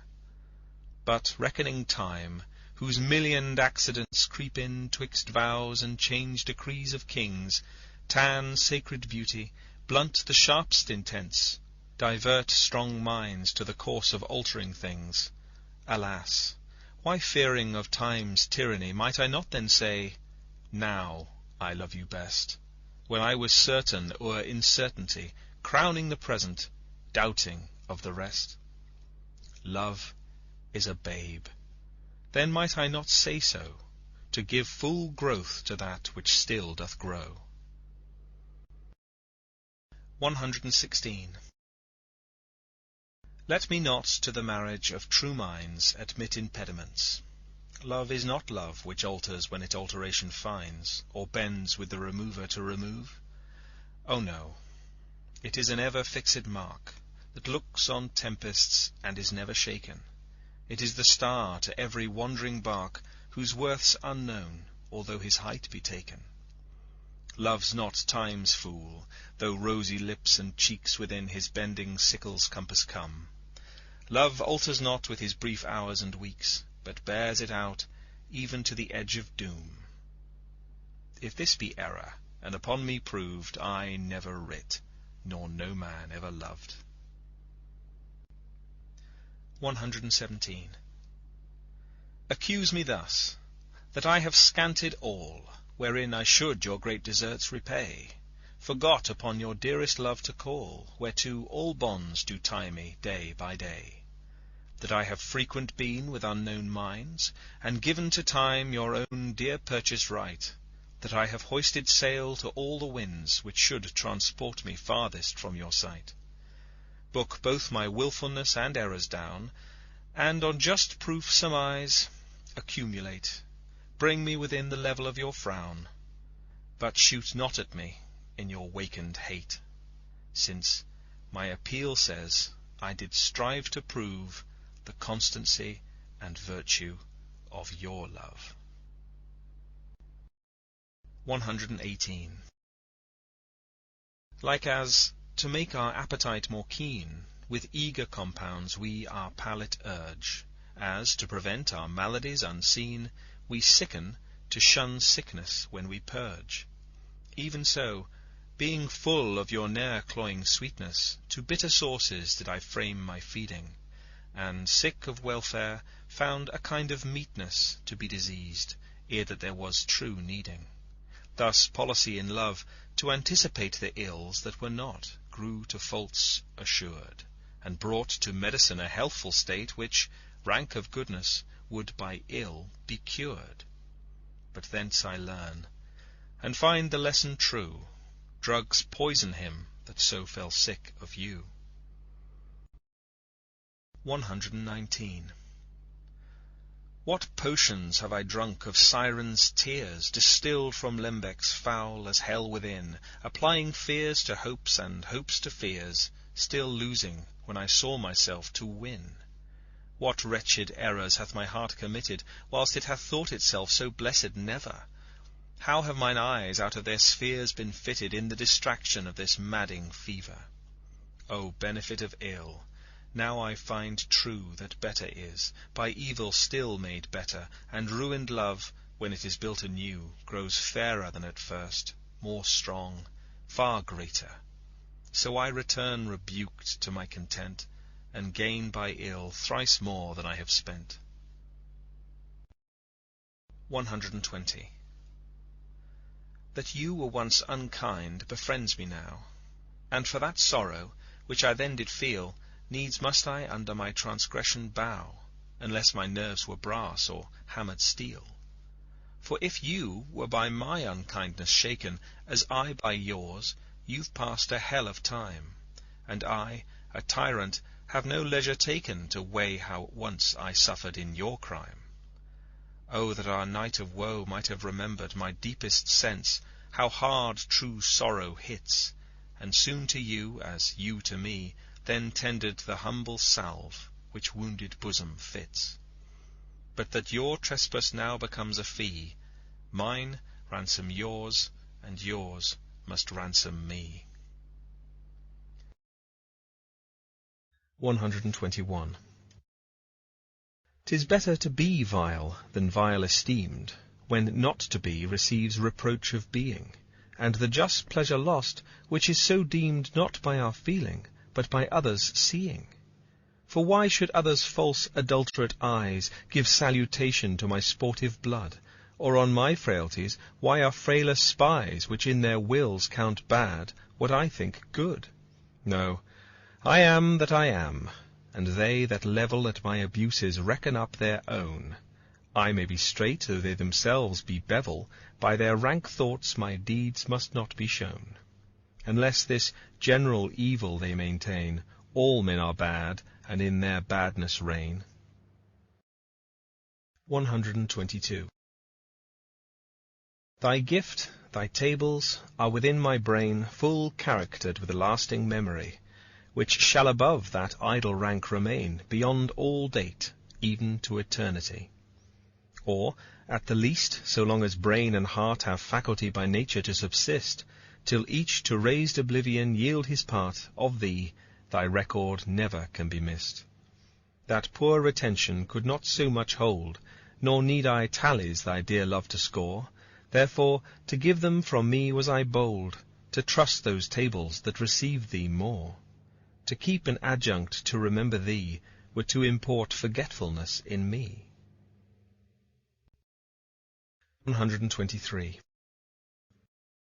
Time, thou shalt not boast that I do change.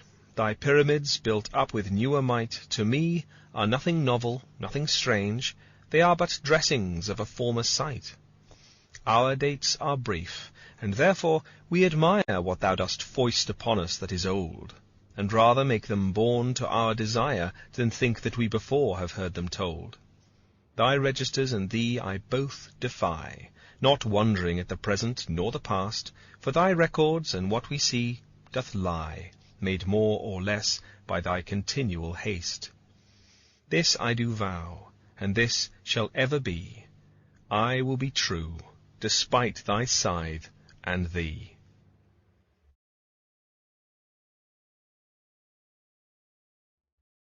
(124)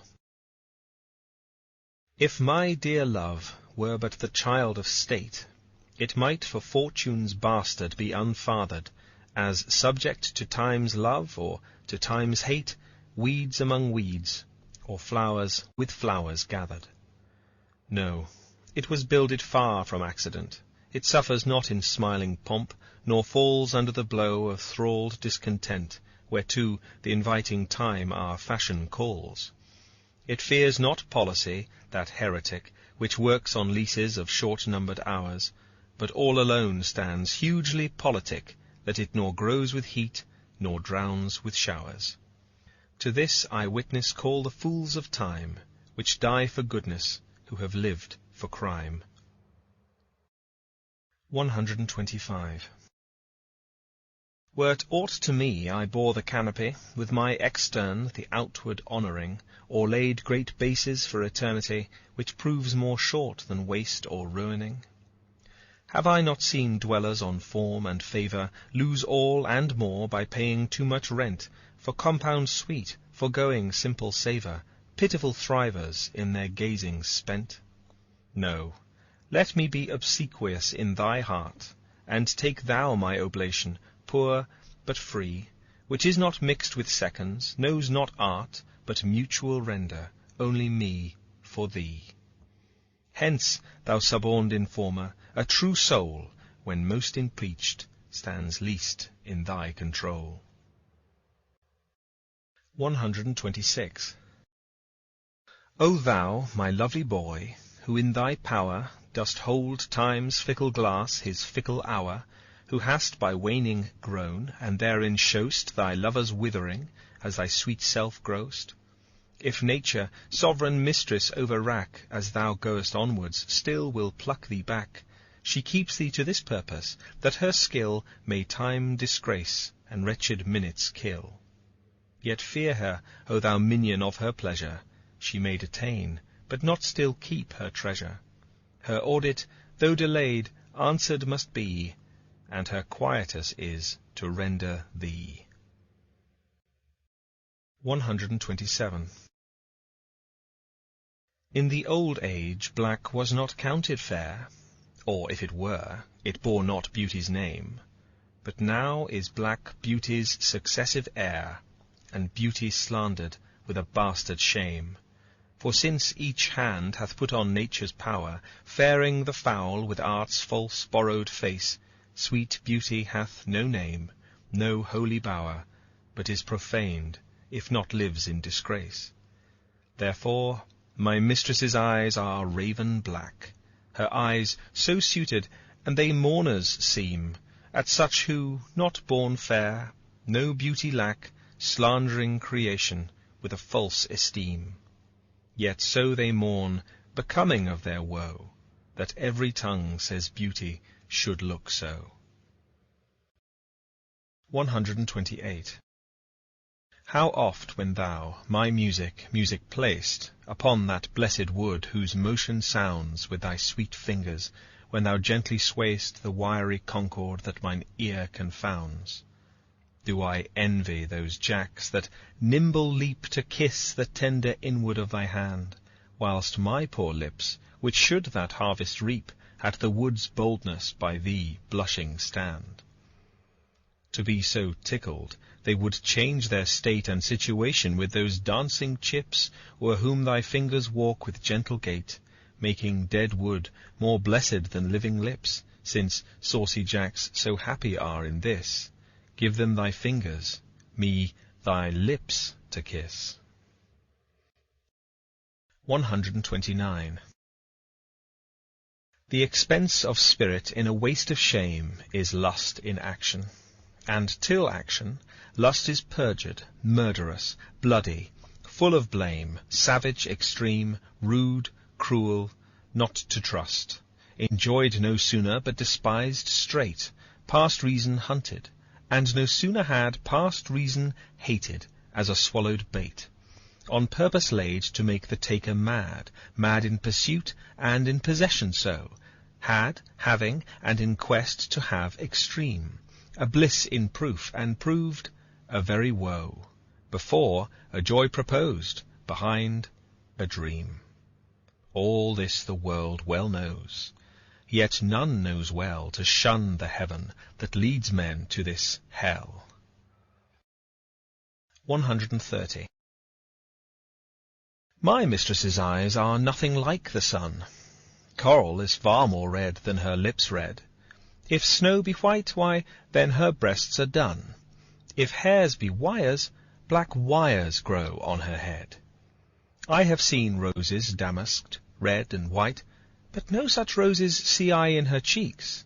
And in some perfumes is there more delight than in the breath that from my mistress reeks. I love to hear her speak, yet well I know that music hath a far more pleasing sound. I grant I never saw a goddess go. My mistress, when she walks, treads on the ground. And yet, by heaven, I think my love as rare as any she belied with false compare. 131. Thou art as tyrannous, so as thou art, as those whose beauties proudly make them cruel. For well thou knowest, to my dear doting heart, thou art the fairest and most precious jewel.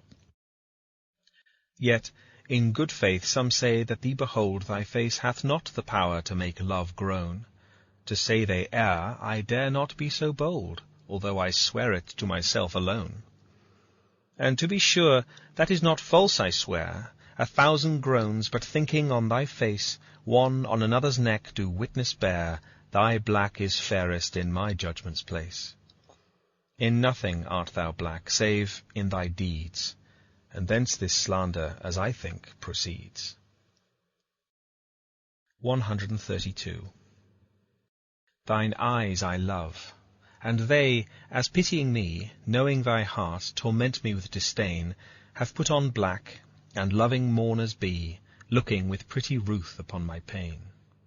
And truly not the morning sun of heaven better becomes the grey cheeks of the east, nor that full star that ushers in the even doth half that glory to the sober west, as those two morning eyes become thy face. O let it then as well beseem thy heart to mourn for me, since mourning doth thee grace, and suit thy pity, like in every part. Then will I swear beauty herself is black, and all they foul that thy complexion lack. 133. Beshrew that heart that makes my heart to groan for that deep wound it gives my friend and me. Is not enough to torture me alone, but slave to slavery my sweetest friend must be? Me from myself thy cruel eye hath taken, and my next self thou harder hast engrossed. Of him, myself, and thee I am forsaken, a torment thrice, threefold thus to be crossed. Prison my heart in thy steel bosom's ward, but then my friend's heart let my poor heart bail. Whoe'er keeps me, let my heart be his guard, thou canst not then use rigour in my jail. And yet thou wilt, for I, being pent in thee, perforce am thine, and all that is in me. 134.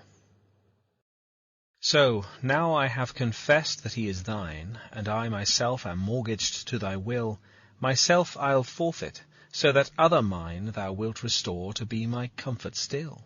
But thou wilt not, nor he will not be free, for thou art covetous, and he is kind. He learned but surety-like to write for me, under that bond that him as fast doth bind. The statute of thy beauty thou wilt take, thou usurer that puttest forth all to use, and sue a friend came debtor for my sake, so him I lose, through my unkind abuse. Him have I lost, thou hast both him and me. He pays the whole, and yet I am not free. 135. Whoever hast her wish, thou hast thy will, and will to boot, and will in overplus. More than enough am I that vex thee still, to thy sweet will making addition thus. Wilt thou, whose will is large and spacious, not once vouchsafe to hide my will in thine? Shall will in others seem right gracious, and in my will no fair acceptance shine?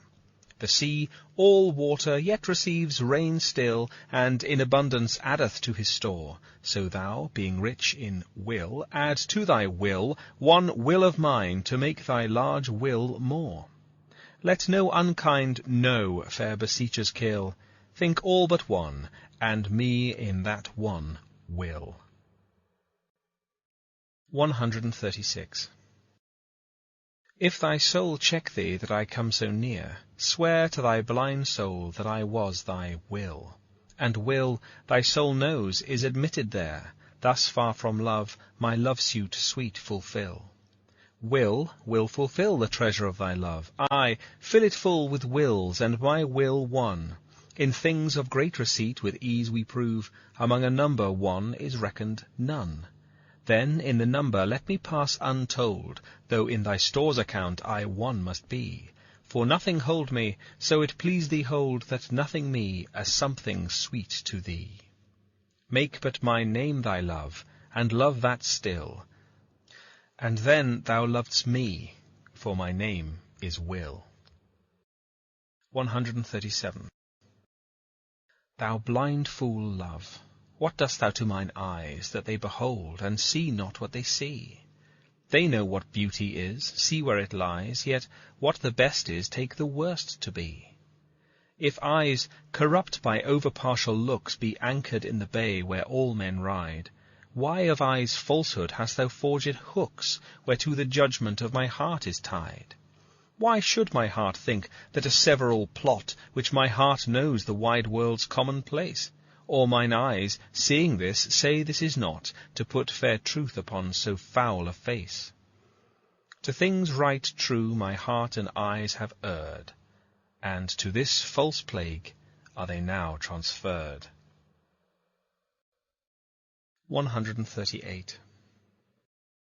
When my love swears that she is made of truth, I do believe her, though I know she lies, that she might think me some untutored youth, unlearned in the world's false subtleties, thus vainly thinking that she thinks me young, although she knows my days are past the best.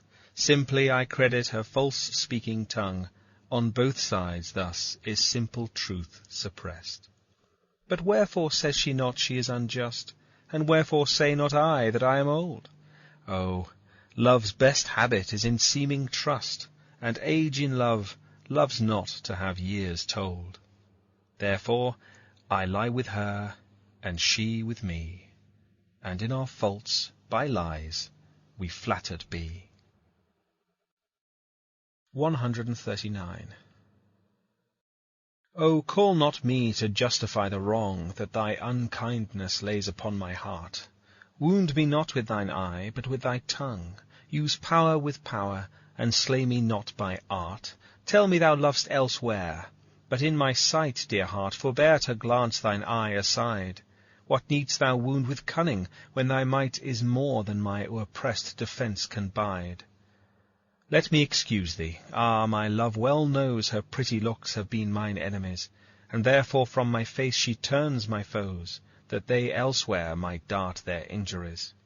Yet do not so, but since I am near slain, kill me outright with looks, and rid my pain.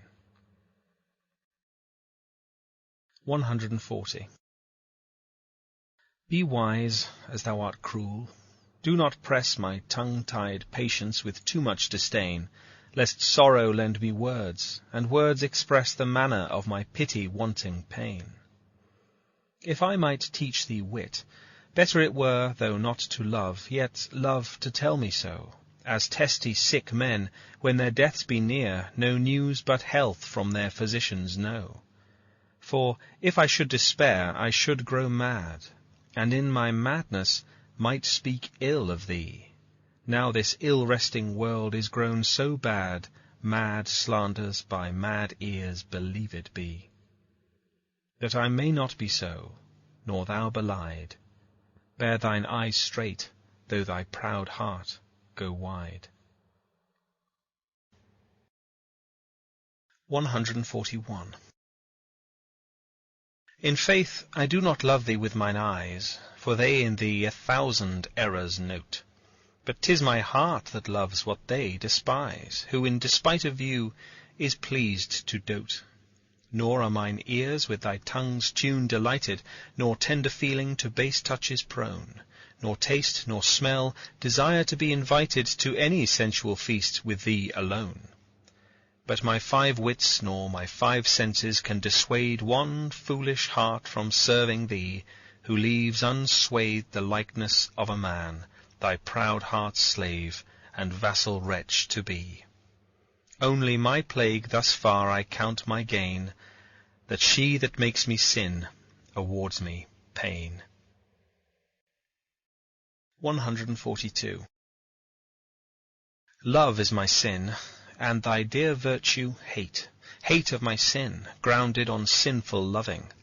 Oh, but with mine compare thou thine own state, and thou shalt find it merits not reproving.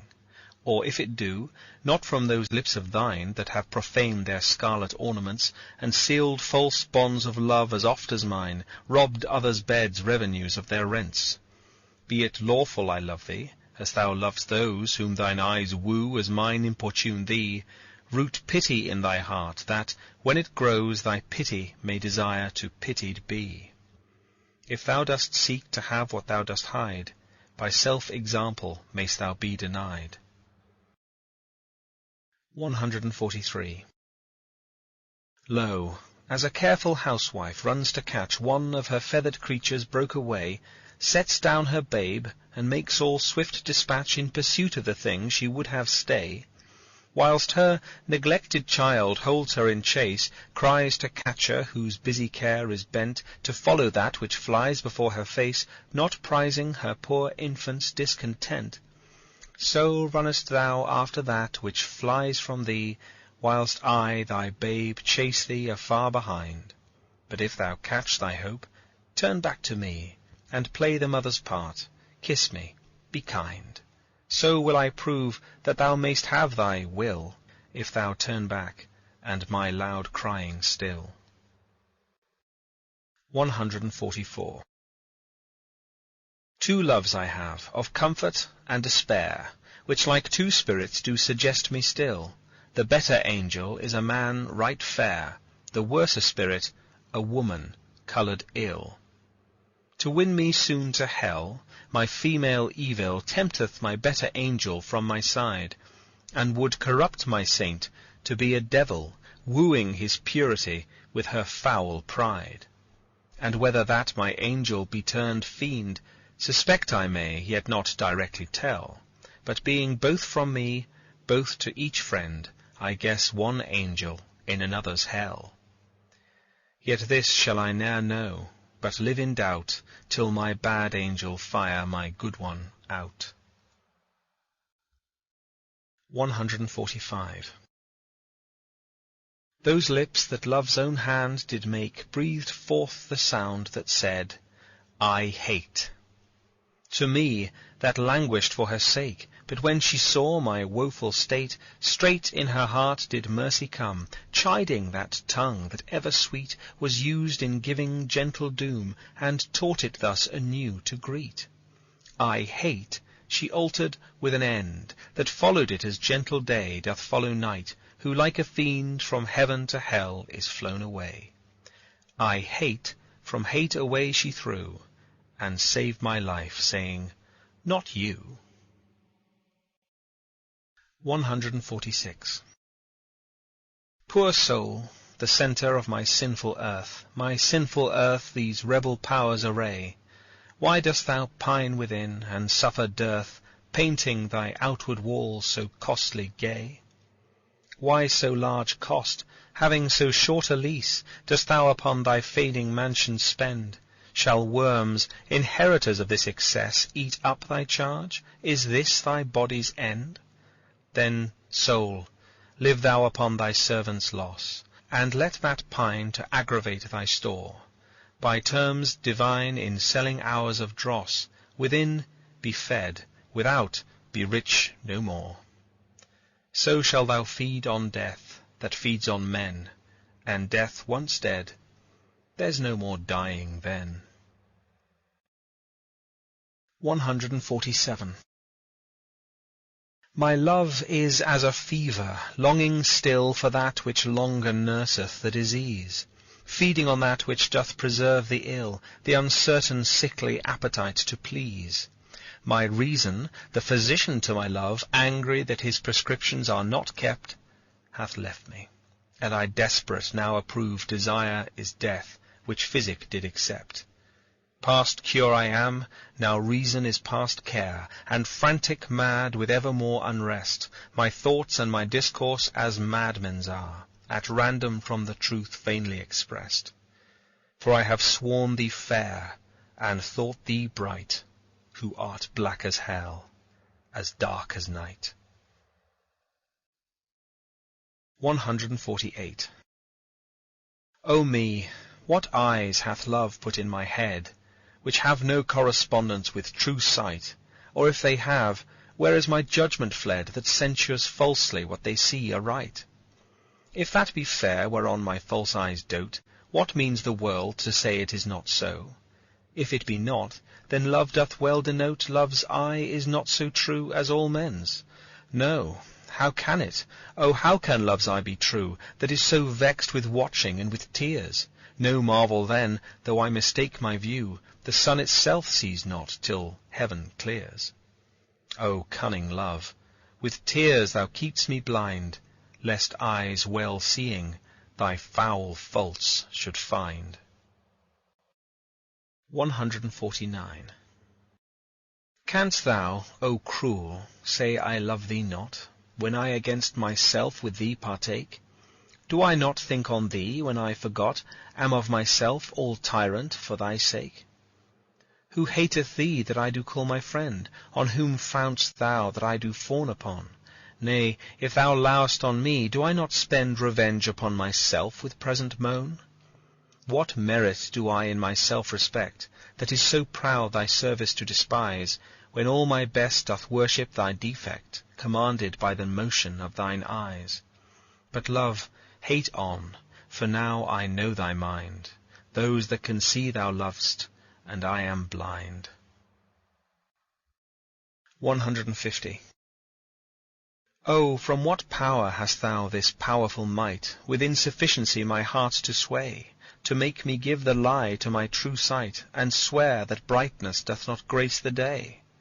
Whence hast thou this becoming of things ill, that in the very refuse of thy deeds there is such strength and warrantise of skill, that, in my mind, thy worst all best exceeds? Who taught thee how to make me love thee more, the more I hear and see just cause of hate?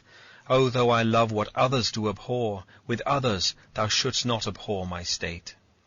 If thy unworthiness raised love in me, more worthy I to be beloved of thee. 151. Love is too young to know what conscience is, yet who knows not conscience is born of love? Then, gentle cheater, urge not my amiss, lest guilty of my faults thy sweet self prove. For, thou betraying me, I do betray my nobler part to my gross body's treason. My soul doth tell my body that he may triumph in love, flesh stays no farther reason. But rising at thy name doth point out thee as his triumphant prize. Proud of this pride, he is contented thy poor drudge to be, to stand in thy affairs, fall by thy side. No want of conscience holdeth that I call her love, for whose dear love I rise and fall. 152. In loving thee thou know'st I am forsworn, but thou art twice forsworn to me love swearing. In act thy bed vow broke, and new faith torn, in vowing new hate after new love bearing. But why of 2 oaths breach do I accuse thee, when I break 20? I am perjured most, for all my vows are oaths but to misuse thee, and all my honest faith in thee is lost. For I have sworn deep oaths of thy deep kindness, oaths of thy love, thy truth, thy constancy, and, to enlighten thee, gave eyes to blindness, or made them swear against the thing they see. For I have sworn thee fair, more perjured I, to swear against the truth so foul a lie. 153. Cupid laid by his brand and fell asleep. A maid of Dian's this advantage found, and his love-kindling fire did quickly steep in a cold valley fountain of that ground, which borrowed from this holy fire of love a dateless lively heat still to endure, and grew a seating bath, which yet men prove against strange maladies a sovereign cure. But at my mistress' eye, love's brand new fired, the boy for trial needs would touch my breast. I, sick withal, the help of bath desired, and thither hied, a sad distempered guest. But found no cure. The bath for my help lies, where Cupid got new fire, my mistress's eyes. 154. The little love-god, lying once asleep, laid by his side his heart-inflaming brand, whilst many nymphs that vowed chaste life to keep came tripping by, but in her maiden hand the fairest votary took up that fire which many legions of true hearts had warmed, and so the general of hot desire was, sleeping, by a virgin hand disarmed. This brand she quenched in a cool well by, which from love's fire took heat perpetual, growing a bath and helpful remedy for men diseased. But I, my mistress's thrall, came there for cure, and this by that I prove: love's fire heats water, water cools not love.